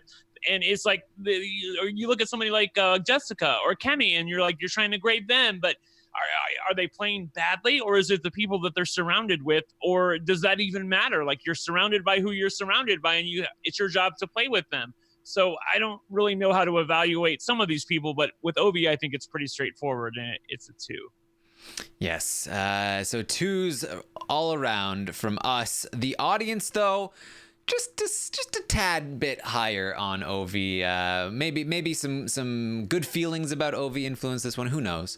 But the audience went with a 3 for Ovi. They feel just a little bit better. And honestly, I feel like a 3 is fine too. Because I do think that if he does manage to stay, as I said, there's a lot of upside here. We've talked about both Josh and Ian were in this spot week 1. They just got immunity. Essentially, their power worked for them where Ovi's didn't. And so that if that's the only difference, then we could look for a good trajectory here from Ovi. Wow. Yeah. So let's move on to Catherine. Let's talk about Catherine, the other person on the block. Melissa, let's start with you. How do you feel about Catherine here? Not great, but I feel like it's so hard when these people are on the block the first week. It doesn't really give you much room to really do anything or make any moves. But I don't feel great about her right now, to be honest. But I think that she might stay. So it's making me want to rate her higher than Ovi, but at the same time, I feel like the reason why she might leave is because of her own doing. So I feel like that's the problem, is like, I feel like she could ruin this for herself. So, I feel like she's doing what she can, but she's not really given a lot of leeway. But I'm going to give her a 2 for now, because I'm not really pumped. Good for you. I also gave her a 2, which I thought I was going to be lower than everybody. I think she is completely not even meant for this game. This is somebody who, I remember I had a friend of a friend who knew Kat was going to be cast like 3 weeks before the cast was released. And I had received assurances that Kat had been coached in how to play Big Brother and what to do and what not to do. And the hell with it. She's terrible at this. She doesn't know how to play Big Brother. She just cares about getting followers, and I think she's hilarious. She cracks me up. The thing she said on the feeds about, my only saving grace is if there's a America's Votes thing where people can vote for who they like the best, then maybe I could win that. I'm like, girl, no. Stop. So yeah, it's 2. It's 2. I mean, preseason, what I said was it felt like she was told some very surface level generic Big Brother advice and then regurgitated it. I fell for this one, just like I fell for the 8 people are going to be returnees rumor. So. Yes. Yeah. So I can tell you that the audience is with the 2 of you. Actually, the audience gave Kat a 2 out of 10. The audience also very low on Kat, which means that I, in this one, am the slightly higher one, because I gave Kat a 3. This week she has been just completely crumbling under the pressure of being on the block. Nobody respects her in the house, but she does have some allies, which honestly is better than what I can say for somebody like Ovi. She has Jess, who likes her and wants to work with her and wants to work with all of the women, even though Kat doesn't want to work with the women. She's got Holly, who she, at the very least, potentially knows from outside of the game, and at the very least has a very tight bond with her in the game. And of course, she has Jackson, who isn't really trying to do a lot to protect her, but will do more than most people in the house would do to protect other people in the house. So she has some people pulling for her, and nobody really thinks that she's a threat. Nobody's really talking about taking her out of the game anytime soon. Give someone time in the game to learn and grow and just sort of like sit there, that, they might eventually come and do something. So I'm at a 3 here for Catherine, but, like with Ovi, it's going to average out to a 2 overall. All right. Do you want to talk about anything that's happening on the feeds right now, or you want to wait till we're done with all of this to mention that? Is there breaking news? I saw some people talking about it, but I haven't seen anything on Twitter. Yeah, Big Brother Daily is reporting that Ovi has revealed to Jack about his power. So that at least is out in the open, which, the way things stand right now, I am more excited about the fact that at least that's out there and could potentially shake up the game board a little bit. Ovi says, this is Ovi talking. He says, I cannot sit back. I have to do whatever I can. I hope I'm not getting played. I really not. And then, he was talking to Jack. So if I could stay in this house for another week, I can convince somebody to put me up on the block, use my nightmare power, and I'm safe for another week. So I'm not sure. It wasn't Jack. You're asking why Jack? So was it Jack, or was he talking to himself? Is he talking to himself? Talking to Jack, or to himself. Mondo, you said that he was talking to Jack, and I checked it, and then there's a tweet where Jack and Ovi are talking, and then the tweet right above that is everybody's asking it in the comments. I'm coming for you, Mondo. See, this I said I couldn't find confirmation. Yeah. Well, in my defense, it says there's a tweet of them talking. Usually they say to himself or like to camera or something. Usually they'll say that. Yeah, Puya's reporting that he's monologuing. So, Mondo, Oh, thank goodness. I'm glad he's not. I mean, if you. he's going to reveal it to, I mean, he should reveal it to somebody as like a last ditch effort to save himself, but he should not reveal it to Jack. Yeah. Oh my God. Well, I don't know. I kind of feel like he should. I don't know.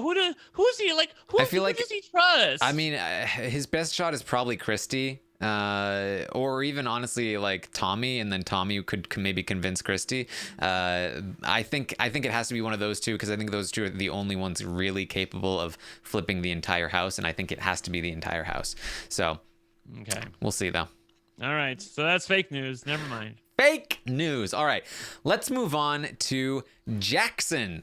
Let's talk about Jackson. Now, Jackson this week obviously has just been, kind of playing along, bonding with Jack, just kind of doing his own thing. Not a ton of strategy talk from Jackson, but he is well liked in the house, as opposed to Jack himself.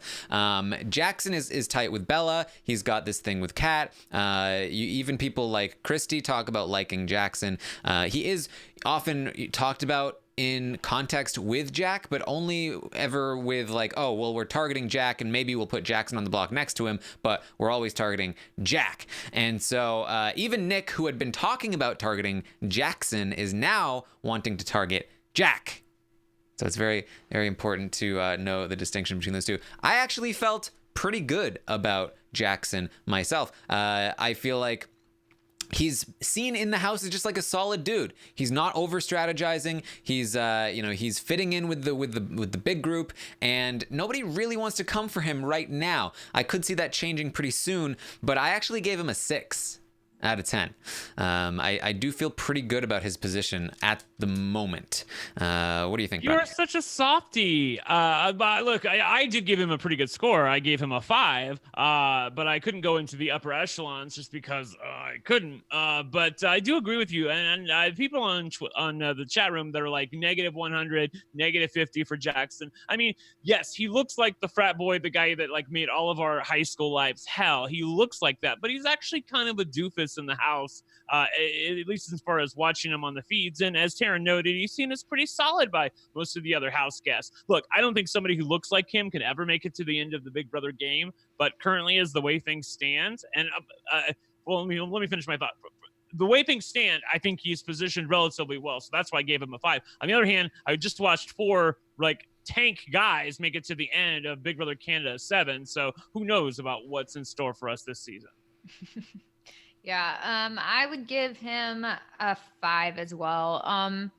I do think he's in a better position in the house. I don't know how he is in regards to strategy quite yet, but I will say that there's good and bad for his position. I feel like right now he's in a good position, but at the same time he's connecting himself so much with Jack that I feel like it's going to be a problem, because they're going to see it as like, okay, well, we need to target Jack, so like, if we can't get Jack, let's get out as close as Sally. Let's get out Jackson. I could see a situation where they're both put on the block and oh, there we go. There, Jack gets veto and Jackson's gone. I could absolutely see that happening. So I do feel like he is in a little bit of a precarious position right now. But I think that if Jack leaves the house, then maybe Jackson has a better path forward. So that's why I'm giving him a 5. Also, I think and I hope that I just used their names all properly, but I was getting myself a little confused with the Jackson and Jax. Yeah, I mean, one of the things that sold it for me is that anytime Jax's name is mentioned, there's usually at least one person in the room that's like, oh, but isn't he such a sweetheart? Isn't he just such a great guy? Yeah. So I think he has that sort of going for him right now. The audience, though, disagrees. The audience not very high on Jackson. They gave him a 4 out of 10, and let me tell you, it was barely a 4. It was a 3.5. I know we don't feel great about him, like personally. Well, I mean, I know you all don't feel great about him personally, but I feel okay about him personally and within the game. I feel like if you're rating him objectively, it's not even close to a 3. It really should be more like a 5 or a 6. All right, there you go. Let's talk about Jack. Going from Jackson to Jack. Now, Jack, if you're having trouble distinguishing, Jack is the worst one We used to refer to them as Jackson and Aquaman, but now it can just be Jackson and the worst one, I think. We don't usually do this. Let's start with the audience for Jack. What do the audience have to say about Jack? The audience doesn't like Jack. Who knew? Oh, what? That's amazing to me. This is amazing because Jack actually started at one point as the number one house guest on Joker's updates before the season started. So that tells you just how far he's fallen. It does. Well, the audience gave Jack a 2 out of 10. Same rating as Cat. Jack and Cat, rating. 2 peas in a pod. Same rating as Brent. I also gave Jack a 2. I handed out a lot of 2s this week. Wow. I gave him a 2. First of all, what I said about Jackson really applies with Jack. Nobody who ever looks like him is going to make it to the end of Big Brother. I don't think somebody who talks like him, who has that sort of a mystere about him. Are you saying that Jason Momoa could not win Big Brother? I don't think so. I think they would get rid of him by jury. I'm saying. By the way, people in the chat who keep talking about me and Melissa switching places, I don't know why me and Melissa switch places on the video chat. It doesn't matter. It doesn't matter. Quit bugging me with that shit. It's just because of the squares that I put there. They just happen to be reversed. Taran's playing Hollywood Squares and he's playing tic-tac-toe. Like, leave us alone. I have no idea, but I gave him a 2. I don't want to fix it. It's hard to get these things nicely lined up. It really is. Like, there was a time where I'm like, well, maybe we could have someone on the podcast for just 1 minute, because we were in New York and Ligori wanted to be on the podcast, or I want to have Ligori on. And Taran's like, well, that would make it really tough because then I have to have 4 squares instead of 3 squares. So yeah.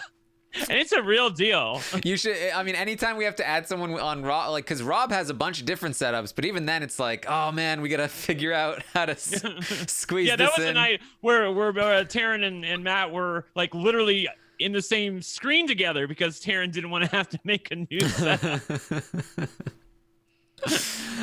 So yes, Melissa, how do you feel about Jack?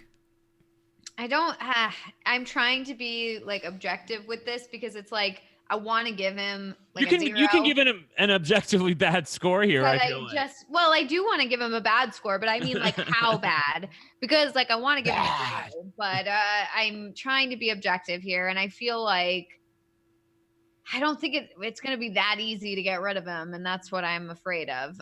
But in terms of before you give him your score, I will note that Jack is one of the 5 people that is up to play in the week 2 activity competition. And all of the people who are slated to play in that are in one form or another connected to the Jack Jackson duo. It's Jack, Jackson, Holly, Tommy, and Sam who are all competing in the week 2 activity. So one of those 5 people is going to get a power. I have to believe that Jack or maybe Tommy is an odds-on favorite to win that. Maybe even Sam. Who knows? Who knows? I have no idea what they're going to do. But I agree with your take that usually with the villain on Big Brother, it takes a couple weeks to get them out. Right, exactly. And so I'm hesitant to give him such a low score because I don't think he's playing. I thought he was playing well, but I feel now everyone kind of sees that he needs to get out. And I feel there's kind of a consensus building that okay, well, we do need to get rid of him. But I don't know if that consensus is we need to get rid of him now. And I think the problem is that if that continues on where it's well, we all know we need to get rid of him, just not right now. We all know, so I don't want to focus on that. And I feel that could be the problem, is that it just kind of just keeps getting put off, and eventually it becomes really hard to get him out. So I'm gonna give him a 3, and that's because he's part of this giant majority alliance, and he does seem to have some bonds in there. So I'm gonna give that to him, but. Yes, I'm with you here. I gave Jack a 3 here as well. I feel he's not exactly a pariah yet. There are certainly a lot of people that don't like him and that want to come for him, but he still has allies. He still has Jackson. He still has that other person, Sis. He still has Sis, who continues to try to deny. She vacillates from, oh my God, he's so hot. He's so hot, to oh, but I don't like him, to being in bed with him. He's so hot though. And so he still kind of has Sis. And He's got some allies. He has some people around him. I think that there are so many people using him as a shield that we might get to a point where somebody comes to the realization that, like, wait, well, so if everyone's using Jack as a shield, who's the real threat? Because Jack's not it. And if that happens, then I could see him, sneaking by a little bit longer. But I do feel like his personality in general is going to make it hard for him to sneak by anything. So I'm not super high on him in general, but I did give him a 3 here. He wanted Kemi out. It didn't work, and now he still wants Kemi out, and Kemi's coming for him. So Good for Kemi. All right, let's talk about Tommy. Tommy's my guy. Tommy's my favorite in the house in terms of gameplay. Personally, I feel like he's playing the best game. He is very well connected, not only within the 8, but also within basically every formation of sub-alliance within the 8. Even when he's not involved in the creation of the alliance, which he almost never is, he's always included in the alliance, which is fantastic for him. And then on top of that, he also happens to be the person with the best connections outside of the alliance. He always socializes with people like Kat and Ovi and Cliff. He socializes with them far more often than anybody else. He hasn't made official alliances with them like some other members have, but he has great relationships, and everyone recognizes this, but nobody is threatened by it, at least yet. And so I feel very good about Tommy. Not only that, but the way that Tommy talks about the game. I talked about this preseason, how he mentioned that having an enemy is sometimes good. And I was like, I've never heard a player say that. I say that all the time. I've never heard a player say that before. That was so nice to hear. And he continues to do stuff like that in the house that just really impresses me. And it's like, if this guy was not in the like Big Brother strategy community before going on the show, then I am like, my mind is boggled at how like quick his mind has adapted to like deep hardcore Big Brother strategies. If he was a part of it, then he's still great. But it's crazy to me that he is not the guy being like, hey, Hamster Watch, RHAP, because he really knows this game well, and it's very fun to see. I'm not like this is not necessarily like Tyler levels yet. This is not necessarily like all the way in on him. He's still a very passive player right now. He's not quite as well insulated or as dominant or as manipulative as some other players that we've seen that are very smart, but I do really like what I see from Tommy, and I'm very hopeful for him in the future. I gave him an 8 out of 10. Yeah. I'm gonna give him a 7 because I do agree with what you're saying, but I think that the concern I have, and this is obviously obviously I'm giving him a great score, but I still have the concern that a lot of players do really well in the beginning where it's like this like low key game, and you're like, oh, like they're gonna pop out near the end and have great moves and know exactly what to do and take out all the power players, and they're gonna like beast it to the end. But sometimes they don't, and they just like kind of fizzle out, and they don't have that like second half of the game. For what it's worth, I probably would have given Frankie Grande an 8 out of 10 in week 1 as well. No, I know. That's the thing is like there are a lot of players who like in the beginning, I feel like it's a lot easier to do the beginning part of the game where it's like you're very low key and kind of just like getting to know people and getting pulled into these alliances just by being like a nice social person who's easy to get along with. And that's great. And the fact that he's already like talking about the game in ways that we're like, ooh, I see something there is great. But, sometimes I've seen total flops where all of a sudden it's like the second half of the game where they need to turn it on. They're not turning it on. And nothing's happening. And then eventually, they're gone. So I'm hopeful that we don't see that. And instead we see him actually like turn it on and play the game and go all out when it gets down to the end. But we'll have to see. I mean, hopefully he gets to that point. So I'm giving him a 7 because I do really like what I've seen so far, but we'll just have to see. All right.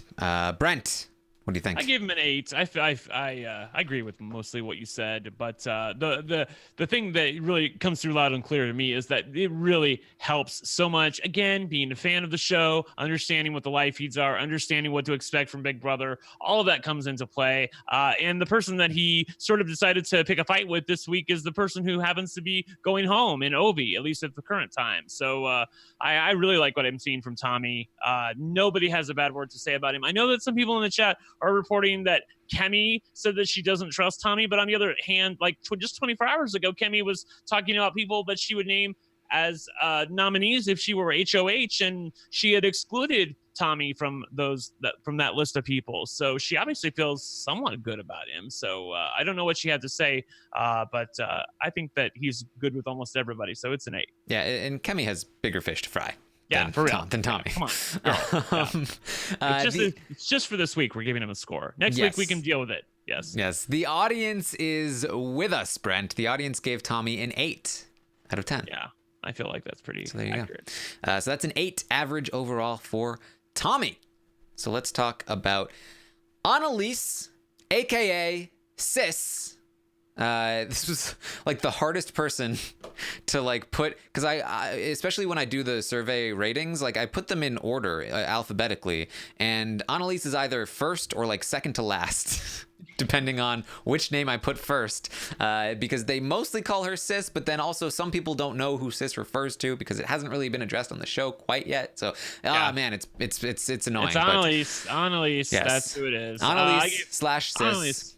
Look, as you're going to find out when we get to some of these other people, that really, it's not so much about their active gaming in the house, but it's really more about position. Position is king to me in Big Brother, and I do like her position in the house, even though she is probably just wallpaper. I think she was caught on the feed saying yesterday that she doesn't want to think about the game. She just wants to chill and relax, and but yeah, I mean, if you're gaming all the time, I could see even somebody like Tony Vlachos saying, I just want to chill and relax. I don't want to think about the game right now. So I'm not going to come down on her too hard for that. I gave her a 4. I think her position is pretty sound. Nobody's going to come for her. Nobody's threatened by her.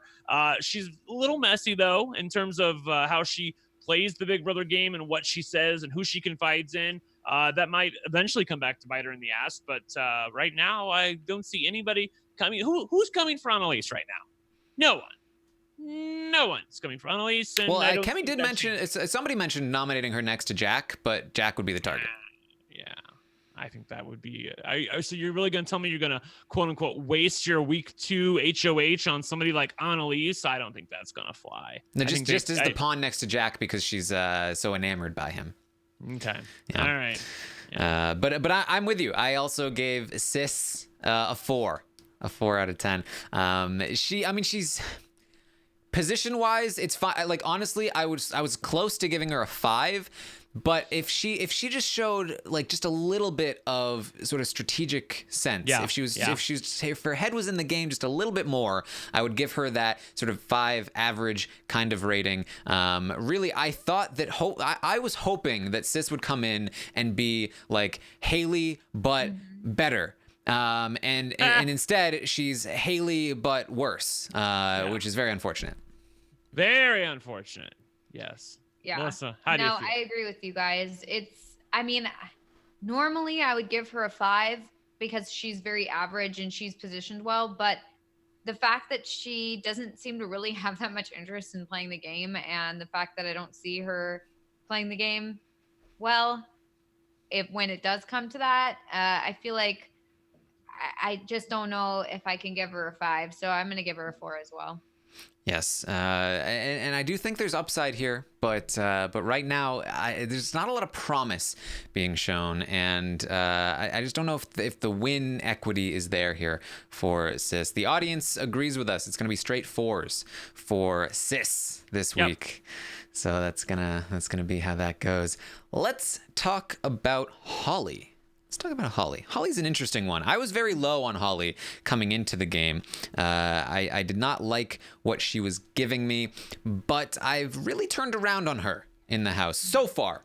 I don't love her allies. She's very close with Jackson. She's very close with Kat, and she is a little bit of a pot stirrer, which I do think could get her in trouble. But right now, her positioning is fantastic. Her allies aren't the best, but they are much bigger targets than her, which is good. I don't know where she falls, sort of later game. And I don't know if she's capable of adapting and maneuvering as well as I would love her to. But I do like where she is now, and I feel confident about her safety for the time being. I actually gave Holly a 7 out of 10. That's very cool. I gave Holly a 6, and I agree with your assessment of her. I am psyched to see what this girl has in store. This is the other person that I heard about coming onto the show, and I asked my friend, and again, they haven't been accurate on many things, but of the two of them, Kat and Holly, who would you bet on? And this person said Holly, because she is far more competitive and much calmer, and she really loves to win as far as the pageant circuit goes that they both came from. So I like what I'm seeing from Holly. Her position is great. I think she's so insulated, maybe even more insulated than Christy is currently. I don't see anybody coming for her whatsoever. And the people that she's with are certain to go out as targets in front of her. Taran's right. She's a little bit of a pot stirrer, but I enjoy that. I mean, I don't want you to be wallpaper or a lampshade. If you're going to be on Big Brother, at least have some fun with it. So, yeah, a 6 isn't a bad score, especially for somebody who's been pretty quiet. Yeah, and as Cole points out in the chat, she is a beautiful older woman, as Kat said. Right? Oh my Yeah, God. I was gonna say you need to point out that that's a quote. Because, I know people in the chat are like, Cole, how could you? He's quoting Kat. Yeah, that's Kat said that to Holly when she was trying to make her feel better. You're a Which, beautiful first of all, older woman. That is so insulting. Like, So I mean, insulting. they would say that if she's an older woman at 31, then I'm an old woman Melissa, too. you are a beautiful older woman. Melissa, I am not a beautiful older woman. I'm really hoping that they have this on the show. I think it's such a great moment please. that I really want to hear from Holly when Kat says this to her. That is literally so insulting. I can't. Oh, that is so awful. It's like so insulting, but like you could tell that like Kat's like trying to be nice, but it's like the worst way to be nice. It's like that is so rude. And Kat immediately like, oh, I didn't mean like older like that. Like, you know, I meant like mature, like. Oh, that is awful. Jeez. Well, for ratings, I would give Holly a 6 as well because of the same reasons you guys said. I've been impressed with her so far. I think that I think she could do really well because I do think that she's smart, and I think that she is. I don't think she's rash, and I don't think she's crazy out there or anything. I think she would stop and think about things, and I don't know. I get a good sense from her, at least for now. So we'll see how it goes. But she's probably one of the ones I've been a little more surprised by in a good way. So yeah. Yes. All right. The There have been a lot audience. of bad surprises, but she's not one of them. Thank goodness. The audience agrees with the two of you. The audience gave Holly a 6 out of 10. This was also it was barely a 6, but she did crack the 6. So that is going to average her out at a 6 overall. So let's move on and talk about Sam. Let's talk about Sam. Melissa, how do you feel about Sam? Now he is very, as we talked about, very close with Nick, and he won the veto. He used it on Cliff. And he was in a position to influence how this week went. In fact, you might say that Sam is the most responsible for Ovi going home this week, which I don't actually love from him. But what do you think, Melissa? I don't love that for him. And I feel like there wasn't really a need to play the veto this week. It's the first week. And unless you have a plan or something you're hoping to accomplish, I feel like there really wasn't a use for it. Because I also don't feel like he even was trying to use it to like get in Cliff's good graces or anything. I feel like he was kind of just like, okay, I'm just going to use it. So yeah, I'm not super keen on I don't feel super confident in his strategic mind, but I do think he's in a fine position right now. And I feel like he's not like Bill says in the chat, it's like, he says, I'm just not sure what he's doing and we need more information. And I feel like that's where I am at right now, where I feel like I haven't really even been focusing on him this week just because there's been so many other large characters, and that could be a good thing and that could be a bad thing. I mean, it could be great because, you know, maybe he's just laying low. Even though he won the veto, he's still able to kind of stay under the radar where all these other people are way out there. Or it could be bad because, you know, he could just not be good and we could find out next week that he's just super bad at the game. So I think I'm just right in the middle with him, and I'm going to give him a 5. Oh, I didn't like Sam's game at all. I gave him a 3. Look, using the veto was totally nonsensical to me. It was like, why are you doing this? What you accomplished with using the veto is eliminating somebody who could probably be far more beneficial to you than Kat ever could. I also feel like there are all these alliances in the house, and he's a part of a couple of the like sort of real final 5 alliances. He's included in a couple, and he is in the activity competition that's coming up this week. However, he's not really close to anybody besides Nick, and Nick really more has Bella. So he doesn't have a lot of people protecting him. I could easily see Sam going up as a nominee during week 2 as a replacement nominee or as a pawn. And with his backstory about having a wife and 2 kids, I feel like he could go home. So yeah, I don't feel great. It's a 3.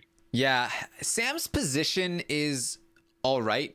He's not being targeted. Nobody wants to target him until all of the other people who aren't in Grateful are gone. He's the last one to go, according to Grateful, and I really doubt it's gonna come to that. So he should be pretty safe for a while, and his position is largely going to make up the rating that I give him.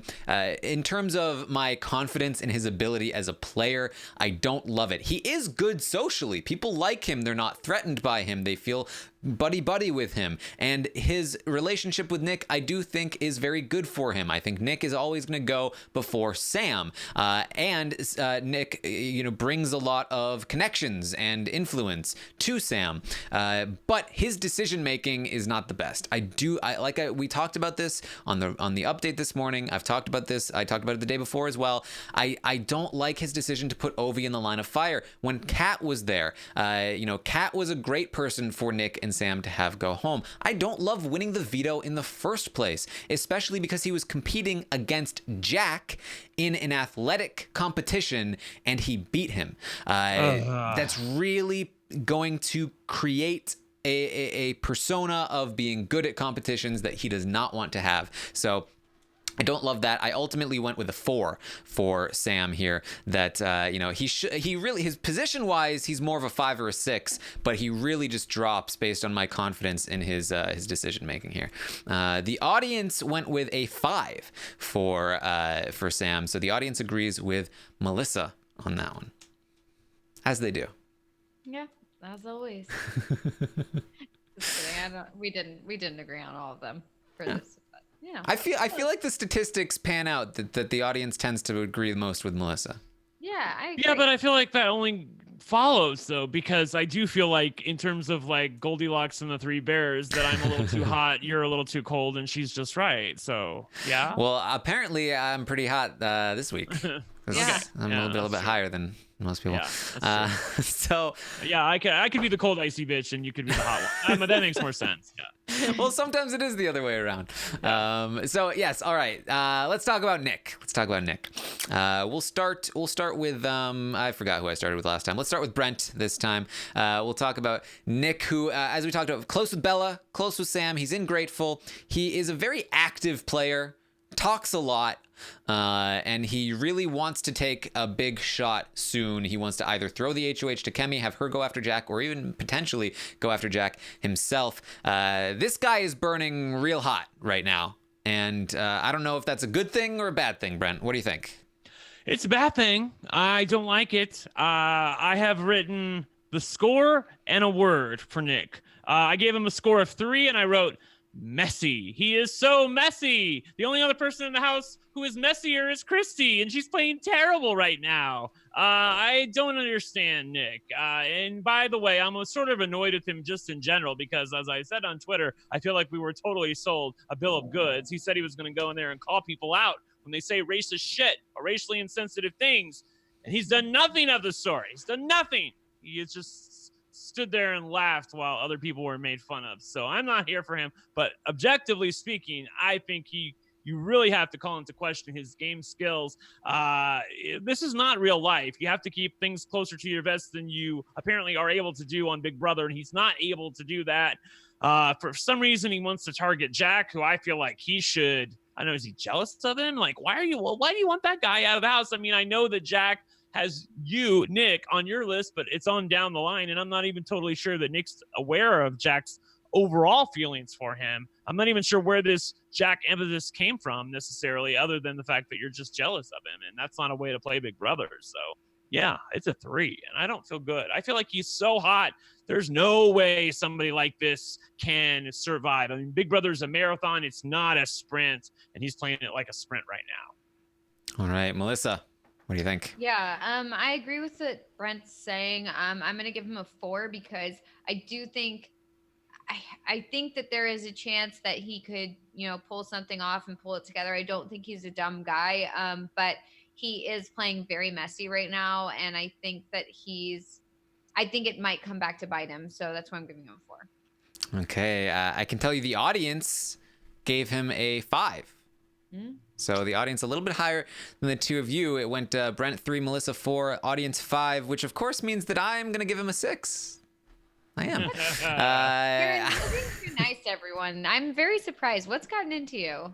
I don't know. I feel like he gets a 6. A lot of these could go down and a lot of these could go up, but I do feel like Nick is somebody that, he is one of the big players in the house right now, and he's not being targeted. He has been excluded from the 6 shooters, but that's not real. And in particular, the thing I like the most about him is his connection to Tommy.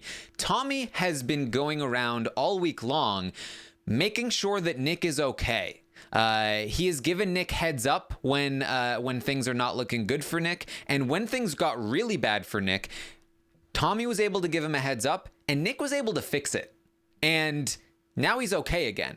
The biggest thing I don't like about Nick is what you talked about, Brent, taking a shot at Jack this early, really wanting to win the HOH. That I don't like. But he's also really talking up, maybe I'll just throw it to somebody else, have them do the dirty work, which is certainly much better. Much better, yeah. So if that happens, I do feel like that could be good. And Nick does have, he's got Sam, he's got Bella, he's got Tommy, he's got, to an extent, especially with Tommy, comes Christy. He has a lot of people who are willing to work with him. I do feel like he might be propped up as a figurehead, and that might not be good. But just watching him in the house, he's one of the few players that's actively working and strategizing and gaming in the house, and he's doing okay at it right now. Like I said, he's burning hot, and that's it. It comes with good and it comes with bad. And so right now I'm choosing to be a little bit optimistic because I do think there are a lot of people that aren't burning at all. But we'll see. We'll see where this goes. So Nick is going to even out here at a 5 overall. And we're going to move on to Bella. Let's talk about Bella. Melissa, how do you feel about Bella? I love her so far. I'm very interested in her game. But I am a little concerned because I don't know what information she's going to reveal and I can't tell if she's playing the floater game where she's, going from group to group, or if she's going to try and actually stick to one, but then also talk bad about them or tell people their secrets. I can't tell. I feel like she needs to pick one and stick with it, because then I'm all in because she's really fun and great to watch. But I'm a little concerned because so far it does seem like she's kind of vacillating between those two options. But I do think that the fact that her main alliance was already starting to be suspicious of her, or kind of excluding her from things, that makes me a little nervous for her. But so far, I'm going to give her a 5 because I do see good things for her. All right, I'll go next, and I'll get this one out of the way as well. I also gave Bella a 6. I was more prepared to go even higher earlier in the week, but it became clear that she was not as on top of things as Nick was, but she also doesn't burn as hot as Nick does. And what I really like from Bella came very late last night when we learned about the Black Widows, that she does have the connection to the women, which means she, along with Tommy, is one of the most well-connected people in the house from that 8. Even though that 8 is not super hot on Bella, she has a lot of other options, and Tommy does still love Bella. Tommy wants to work with her, and again, with Tommy can come Christy, and there are some other people that aren't as sold on the 6 shooters as the rest of them. So I'm not nearly as low on Bella as you might think, given how much the grateful people have talked about her. And I do think that, she's managed to hide the fact that she totally screwed over Kemi. She has these women working for her. Kemi said, Bella's the person I trust the most. Tommy continues to talk. I love Bella. I want to work with her. Nick is working with her very closely. Sam is working with her very closely. She's in a pretty good spot, and nobody's really targeting her anytime soon. Even when people started talking about like, oh, Bella, Kemi's taking the fall for Bella, they briefly mentioned potentially targeting Bella, but that quickly moved on to Nick because Nick is the bigger target between the two of them. So I'm going to go with a 6 here for Bella. Brent, what do you think? Well, I gave Holly a 6, so there's no way I'm giving Bella a 6. I could give Bella a 4. I feel like, comparatively, that's probably about where she falls. She does have her name in some of the people's mouths, even though I don't actually believe that they would target her. I never really believed that let's get Nick and Bella out, or let's use one of them as the replacement nominee, I never really felt like that was going to come to fruition. But the fact that it's being talked about and they're being left out of plans is not a good thing. The fact that they're being left out of alliances is even worse. And I'm not even sure if they were both on the block together who would actually go home, because even though Nick is burning hotter, I do feel like that maybe he has better a social game than Bella has. She can come off as a little bitchy to some people and they don't trust her. I remember when Kemi was being talked about as the replacement nominee, even somebody like Holly was saying, isn't Kemi taking the fall for something that Bella is doing, or it's something that Bella said. So they don't trust her as far as they can throw her. So I feel like it's a 4. And I feel like, generally speaking, that overall tonight, that the chat is really not here for your shiny, happy ratings, Taran. That's what Bill said. Oh, is that what the chat is saying, Brent? I do see that often in the chat. Well, I see actually a lot of people saying that they are in love with my ratings. It's all over the place. I'm seeing here. It's like every other person. It's every crazy. other person. It's crazy. So weird. I guys seem to be looking at different chats. Yeah, I mean, look, maybe I'm just looking at the superior chat. I don't know. We'll never know. So let's move on to, we need to give the audience rating for Bella, which was a 5. All right. All right. Let's talk about Kemi. I'll start with Kemi. I love Kemi. I really love Kemi. I really want to see her do well. Me too. Unfortunately, she is not in the best position here. Obviously, she was very nearly backdoored this week, barely managed to escape it, and now she is still in a lot of danger. Still, most of the house, if they want HOH, they are going to target Kemi, which is annoying, and I think unfair to an extent, and especially in Jack's case, cruel. But it is true, and she's not looking super great in that regard. And even in the sense that, like, she is getting some allies, she now has this group of women around her. She is kind of trusting the wrong end of that women spectrum. She is all on board with Bella, who's got other options, and is like not really trusting Nicole, who is like way her better ally. So I don't love that either. I do feel like there is some potential there. If people would just give her a chance. She's very personable.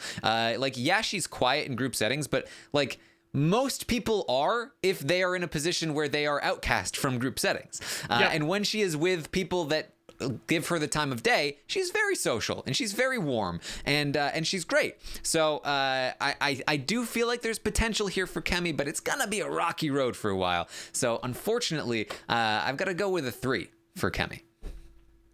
I'm very torn on my rating for Kemi because I feel like it's a situation where there are some things that are taking away from her, some things that are adding to her, and so I'm kind of like waffling between these ratings. But I feel like she is not in a good position right now, and I feel like for her position, I would give her a low rating. However, I do think that she has a good sense of the game. I do think that she's very smart. I think she knows what to do if she gets any sort of power, and I think that if a situation arises where it's like, okay, how does she get herself out of this? I feel like I could see her getting her way out of it. She even said that she thought she was going to be backdoored, which she was. Like at that point in time when she was thinking like, I have this feeling, she was going to be backdoored. So I do feel confident in her reads on people. And I mean, you know, obviously granted, she is trusting potentially the wrong people in that group, you know, but I do feel confident in the ways that she can see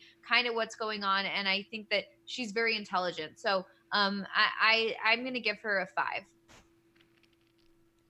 All right, Excellent. Brent. I had written down a 3 and then I scratched it out and wrote 4. And the reason I did that was because she's one of the rare people who was the backdoor target going into a veto competition and managed to get herself out one way or another. Obviously, Nicole had a lot to do with that. Christy had a lot to do with that. Circumstances had a lot to do with it. But also, Kemi had a little bit to do with that. There are many house guests in the history of Big Brother. The history of Big Brother's lined with the corpses of people who thought, you know what, I'm not in trouble. I'm not going to rock the boat. I'm not going to say anything. They're totally in denial. They didn't want to face the fact that they were really in danger. She did, on the other hand, and I'm here for it. That's great. On the other hand, I have to evaluate her within the context of the assholes that she's been cast with. And unfortunately, at this point right now, it's a 4 because I can't go any higher than that game-wise. I'm hopeful that she grows and is able to spread her wings and people start evaluating more for the woman that she is. But as things currently stand, I don't think you can be objective and give her anything other than a 3 or a 4 here. So sorry, Melissa. Yeah, I do wish I could go higher, but unfortunately for me, she is by far the most likely person to be the week 2 evictee. And so really, yeah, it's like, ugh. Oh, by the way, I just want to say, did y'all see my Periscope? I used the genie bottle, and I wished for Kemi to be safe this week. This is when she was really the target, and it worked, Taran. But Brent, what cost? You didn't get it was a twist wish. I know, right? Magic has a price. It's like, so I got what I wanted, but no, another thing I don't want. We're probably getting a Jack HOH. I'm sorry, you all. No. You should have wished for Kat to be evicted, and then we could have saved both Ovi and Kemi. That would have been, yes. I'm like, yeah, I know. Yes. When I saw that Kemi was going to be saved, and then it was like, oh, Ovi's going to be the replacement. And I'm like, oh, no. But on the other hand, Ovi is like Team Jack at this point. So Ovi's team whoever gives him the time of day at this point. I guess. He doesn't know that he shouldn't be Team Jack. I'll at least say that. Yes. All right. Well, the audience decided to give Kemi a 4 along with Good Brent. for you guys. I thought you all would be snowed by her overall beauty and magnetic personality, which I love. But you evaluated the game as it currently stands. So good job. It is ridiculous to me that they're like all like, oh, sis, and none of them are talking about Kemi. Like, what? Where did your eyes go? Freaking beautiful. What the hell? Next up is Jessica. I'm going to talk about Jessica. I mean, everything I just said about Kemi, I feel like I could repeat here with Jessica. Again, she's been cast with a bunch of assholes who aren't taking her seriously at this point. But these are the people that she has to play with. And in that context, I feel like she deserves a 4. I will say this, though. She has some good ideas, but they are ideas that she doesn't need to take to the nth extreme.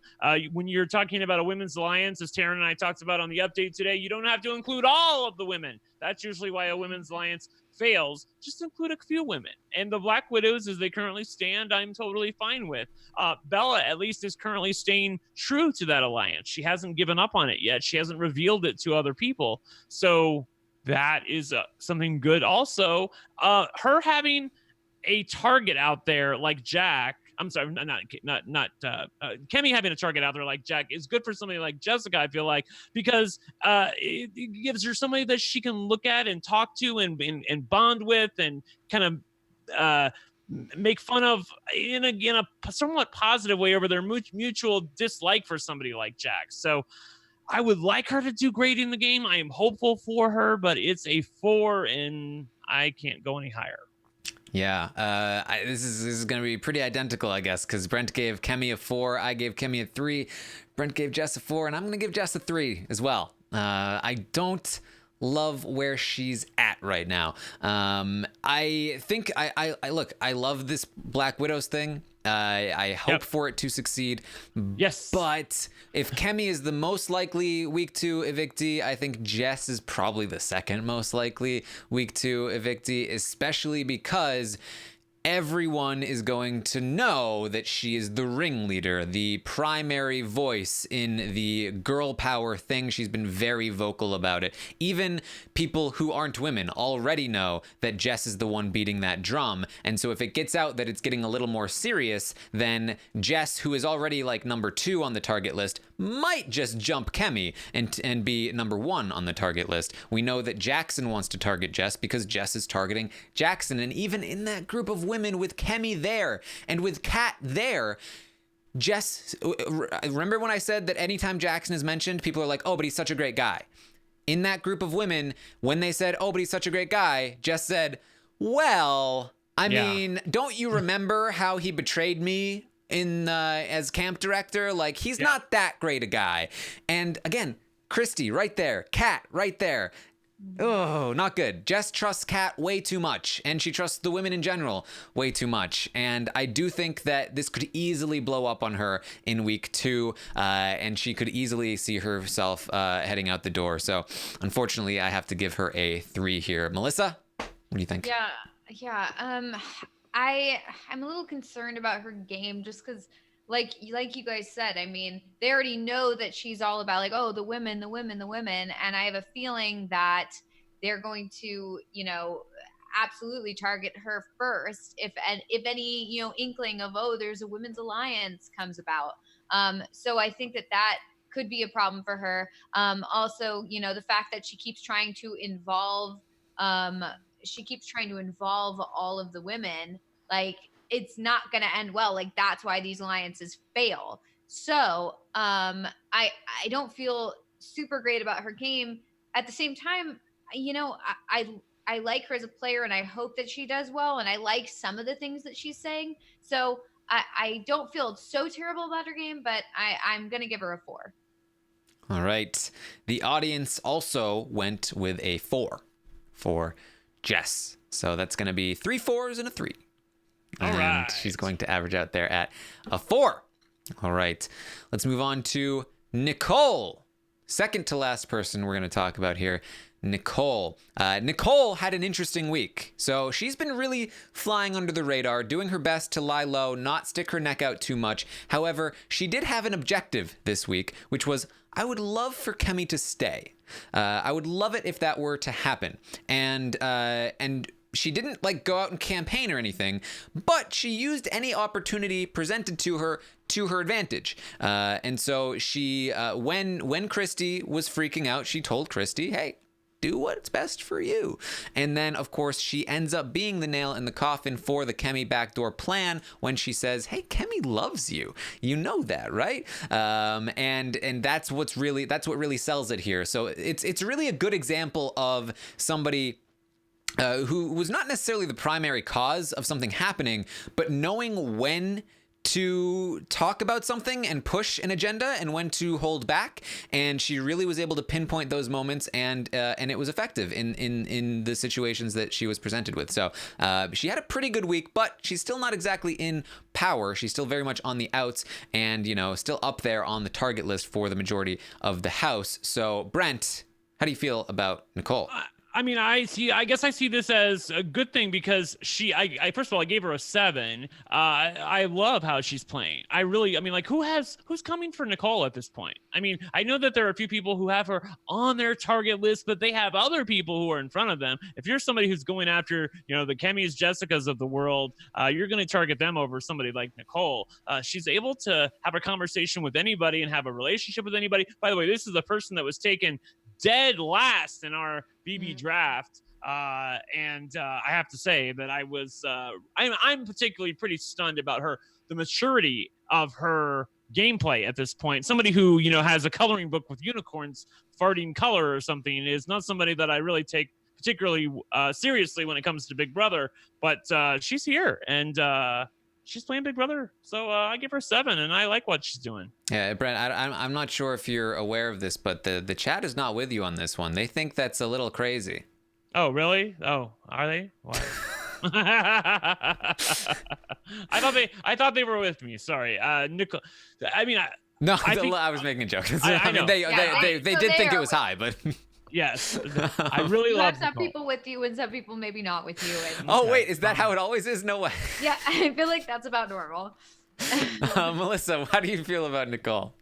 No, I feel the same way. I'm very impressed with her because I think it's mainly because I really thought she was going to have trouble going into the house with the way she was so out there. And I felt like she's very loud, it seemed. And I was kind of just like, this is not going to go well for her. But she's really turned it around. I thought she's done such a great job. I'm very impressed. And I think that the fact that she's able to stay a little low key it serves her very well, especially in the first week, in the first couple weeks. So if she keeps this up, I think that this could be really good for her. So I'm going to give her a 6. Yes, I also gave her 6. I did consider a 7, but I did feel like that was a little too much given her position in the house, especially given my main concern with Nicole is that she doesn't really have any solid allies. She did manage to save Kemi, and Kemi doesn't trust her very much. I mean, she's in an alliance with her, but she trusts Bella more than Nicole. There's not like a super tight bond there. She's talked with people like Ovi, she's talked with people like Bella, but nobody really considers Nicole to be their closest ally. Honestly, Cliff might be the person who feels closest to Nicole, but I haven't heard Nicole reciprocate that really in any way yet. So I'm not sure she recognizes that or is willing to work with Cliff in the same way that he would like to work with her. And so without any really solid allies, it's hard to go above a 6 for me. But I do see promise here, and I would love to see where she ends up as she continues to play this game. The audience is with Melissa and I. They went with a 6 out of 10 for Nicole. So finally, it's time to talk about Boss Hog. Talk about Cliff. Let's talk about Cliff. He gives us updates every morning. He gives us shout outs. Yes, he's been giving us shout outs. Awesome. At this point, I'm more happy about the updates than I am the shout outs. I love the shout out. Yeah. He really likes talking about how he understands now why people hang out in the bathroom. He's told that story a few times. Okay. But yeah, Cliff, he's very lovable, both in and outside of the house. Everybody loves Cliff, and for good reason. He was put on the block. He was an easy pawn, but he was taken off the block. He will be surviving until week 2 at the very least, and nobody is targeting Cliff. In fact, a lot of people are talking about Cliff is the second to last person that we will evict before the 8. It'll be Cliff, then Sam, then we've made 8. So people feel good about him, and they don't want to take him out. At the same time, like Nicole, he doesn't have really any solid allies, and it's really tough. In fact, Nicole probably has more solid allies than even Cliff does. And he's not even involved in the Black Vipers or whatever. I don't know. The male version of the Black Widows. And so it's not great. He is involved with like a Jackson thing, but it's kind of fake. And he's still in a tough spot. It's still going to be an uphill battle for Cliff. So, Melissa, how do you feel about Cliff's game? I'm actually very impressed by Cliff. I think that I think he has a good read on things that are going on in the house. I mean, first of all, he was on the block and he somehow got removed from the block. So clearly he's doing something right. And I think there is an issue that maybe he's going to have trouble maybe getting actual allies. It doesn't seem like people really want to include him in alliances, which is kind of unfortunate, but maybe if he sticks around long enough, something will happen. I think he's really intelligent in the way that he gives the updates and talks about what's going on in the house. It shows that he knows the game, and he has I guess I wanted to say has a plan, but I guess he doesn't really have a plan and per se, 'cause he can't really have a plan. But I think that he knows kind of what his role is and how he can move forward. That's it. Yeah. So I think that it's like he recognizes. I feel like a lot of the times the older person comes into the house and they're like, "Look, I know I'm the old guy, but I'm not that old guy because I do X, Y, Z." When really it's like no one cares what you do or what you bring into the house. When you first go in there, they're like, "Oh, that's the old guy. Let's get him out." So he's kind of playing into that role, but at the same time, knowing that like he'll break out of that. I just feel like the fact that in the beginning he was like, I'm gonna agree to be the pawn, not really agree to be the pawn, but I'm gonna like seem like I'm okay with it because so that she'll be comfortable with me. Like, I mean, a lot of the times we're like, no, just say no to being the pawn. But he made a good point that it's like it's so early and you knew already that she wasn't asking you. She was basically telling you at that point that you're going up as the pawn and kind of just like hoping that you're going to be cool with it. So, long story short, I'm going to give Cliff Too late. I'm going to give a 6 from Melissa. Well, I can tell you that the audience does agree with you, Melissa. The audience also gave Cliff a 6. Myself, though, I give him a 5. Really? Oh wow! Well, I guess I'm off on an island by myself then. I feel like he's the definition here of sort of the average position where he is loved, but he's also not really in any influential spot. I do feel like he's in a position to go pretty far. But something will have to change if he wants to win, and I feel like for now that's around about a 5 for me. But Brent, are you way low or way high?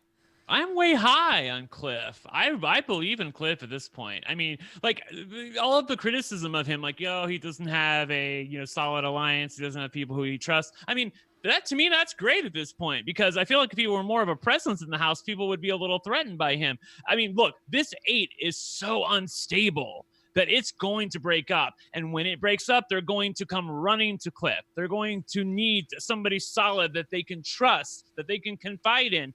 Are you really going to spend your HOH that you worked so damn hard for with all of these volatile personalities in the house trying to get out Cliff? Are you kidding me? He is locked in for the finals unless some weird Nikki and Big Brother Canada scenario happens, like at the final 5 where you have a duo or a trio and through some mechanism of the game, he ends up on next to somebody on the block that has the votes, the loyalties of other people. But there is no circumstance where he will be evicted of his own accord by these people. It's just not going to happen. So given that, I have to feel like he is in it for the long haul. And it's an 8 for me. And nobody has a bad word to say about him. Even though Christy was made aware of the fact that he had mentioned her name, she still was totally fine with Sam using the veto, and she could have probably put a stop to that if she wanted to. So it's an 8. I wish I had your confidence, Brent. I do. All right, we'll see. So that's going to be it for the ratings here this week. Cliff is going to end at a 6, and there you go, the ratings in their full splendor and glory. By the way, I do want to say that the morning updaters, Matt Lagori has compiled a list of the 5 updaters who are doing updates or ratings themselves. It's not to be included for our purposes, but if you want to check them out, you can follow Matt Lagori at Matt Lagori. It's Matt, Kirsten, Jenny, Puya, and Mary. And I have to say, Taran, that Puya, who's in the chat currently, must have been eating whatever you wore because he's the shiny warm Puya handing out 6s and 7s left and right to these people. And I don't like it's because me and Puya, we know what's up. I don't understand how you can look at these people and go that they're worth 6s and 7s for the most part, because most of them are playing pretty bad. Puya disagrees. And instead of the chat now, I'm just gonna be like, well, just so you know, Puya is with me on this one.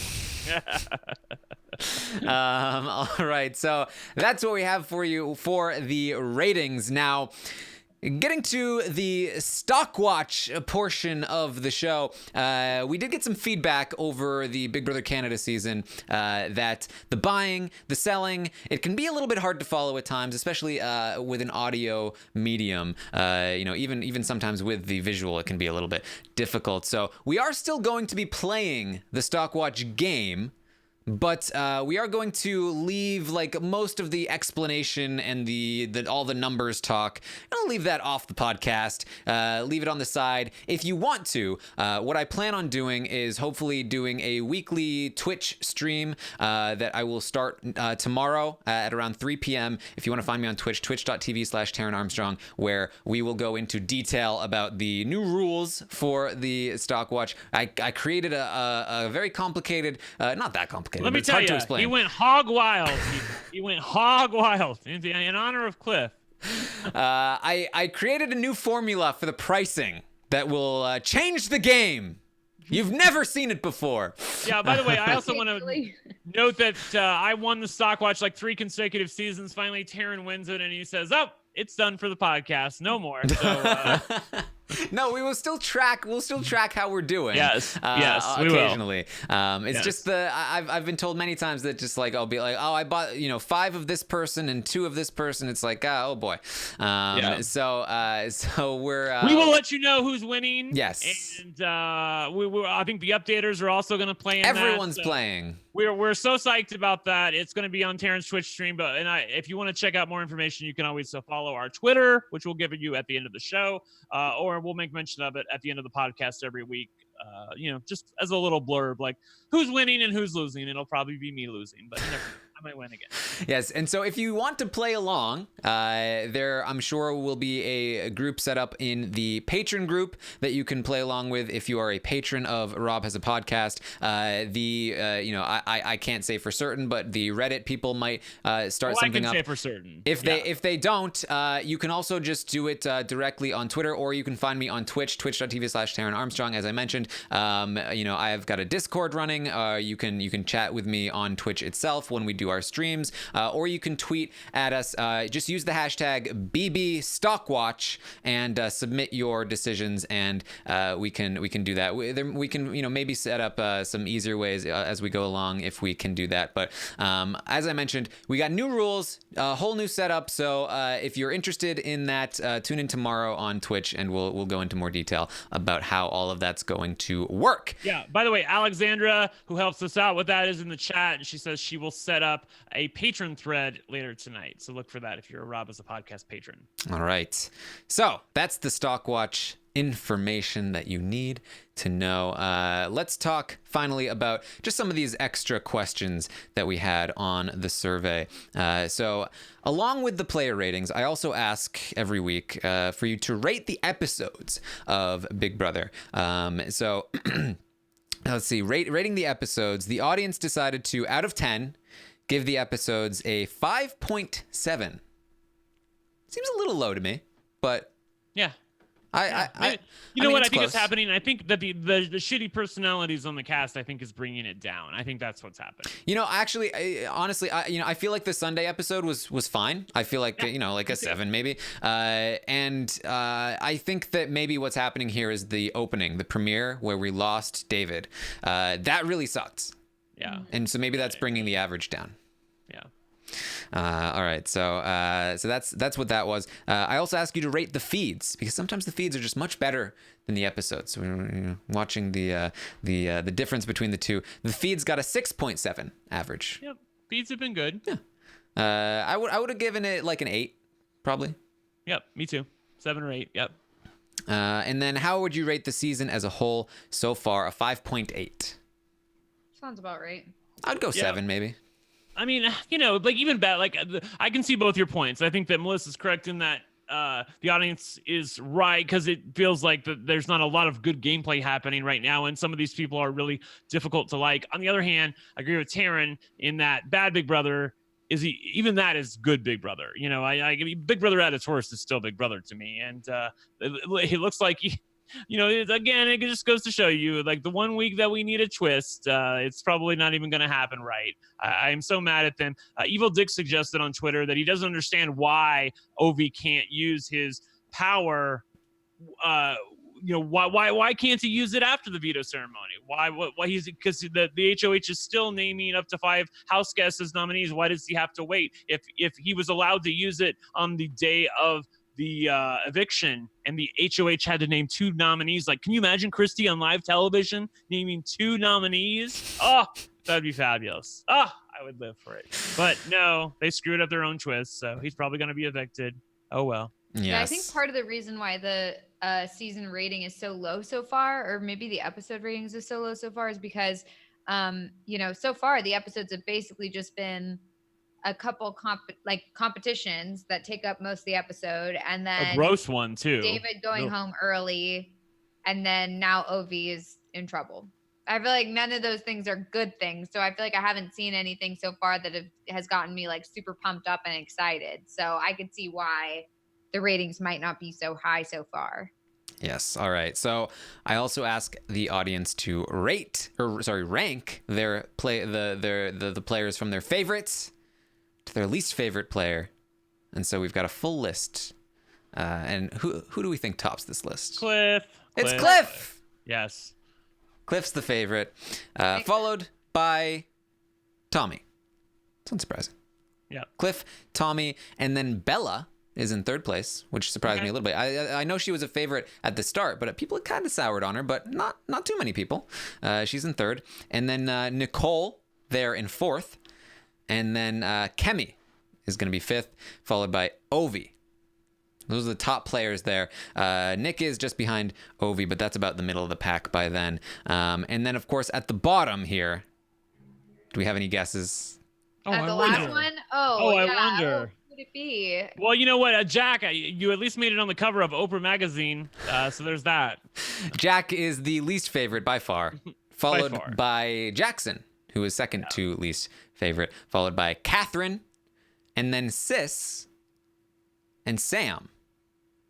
Yeah. Kind of surprised by some of those, but I can't stand Sam. Yeah. Stop yelling at me.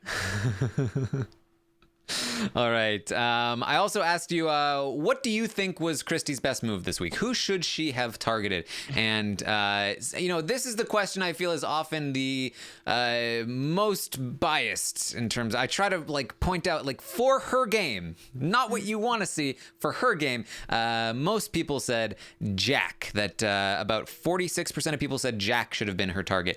I kind of do disagree with that one. Yeah, because Jack would do anything for her. Mm-hmm. He would not target Christy. That's not a good answer. I feel like she should have gone with her original nominations and gotten rid of Kat. Yes, I agree. And Kat was second place with about 30% of the vote. So I agree. I think Kat would have been the best target there for Christy. Only 9% of people said Ovi was the correct decision.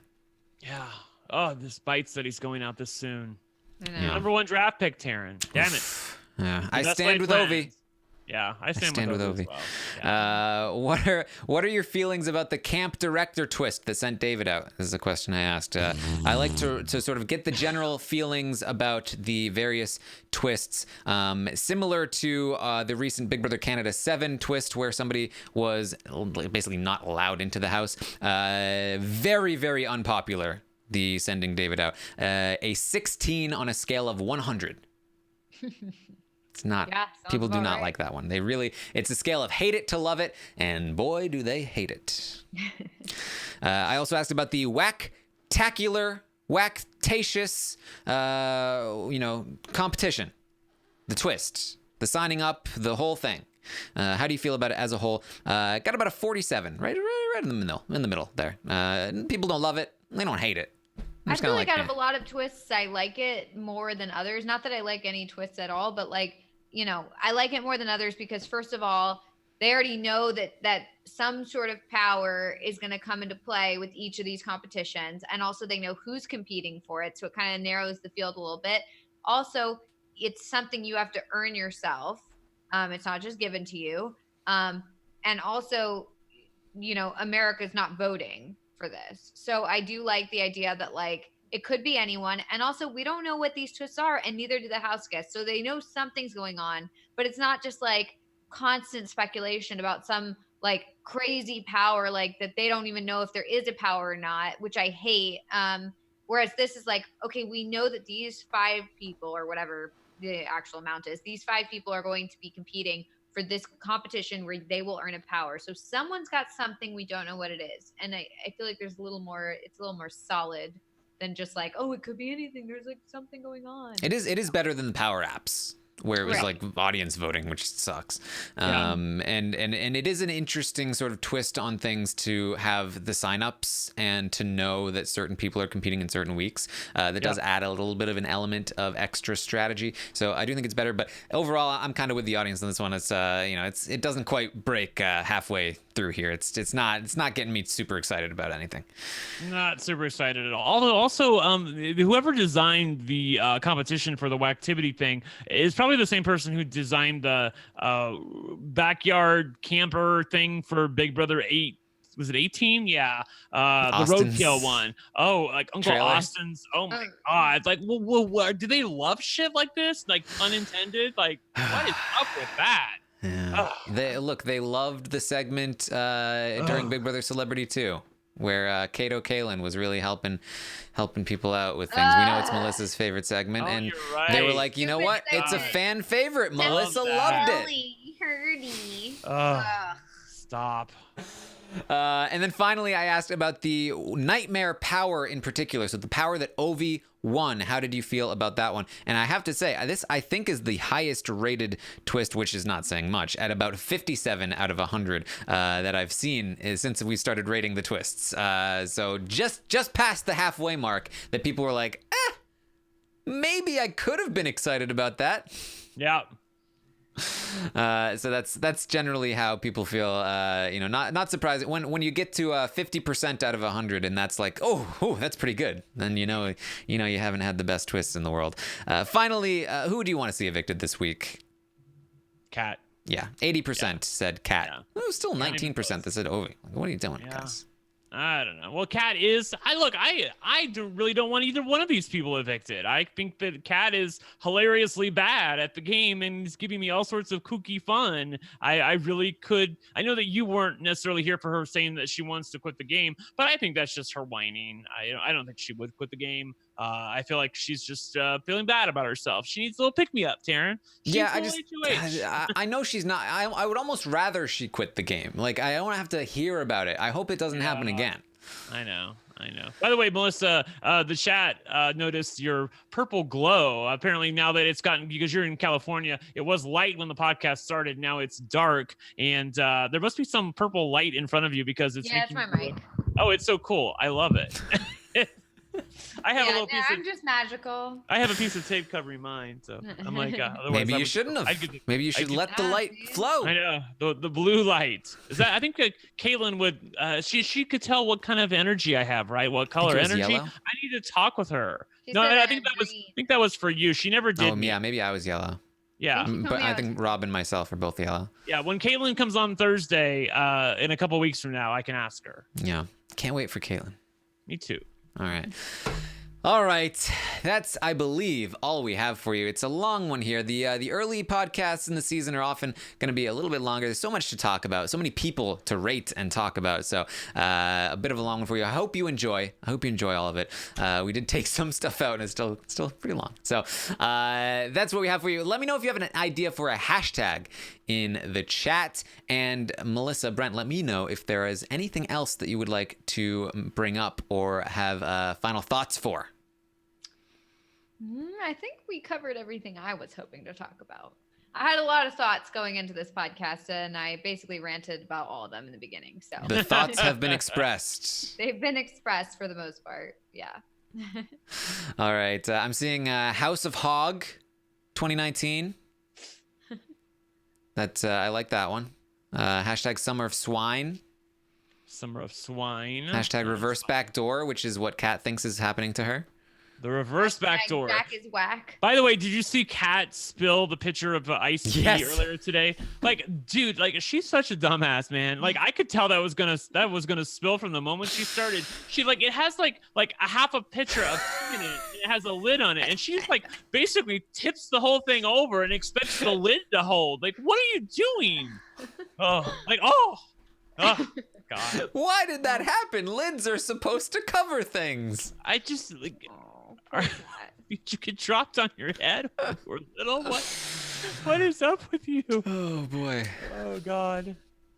It was funny. It was funny. It really was. I do enjoy Kat as long as she's not talking about quitting. She has some moments. Yeah. I'm saying hashtag not my Aquaman.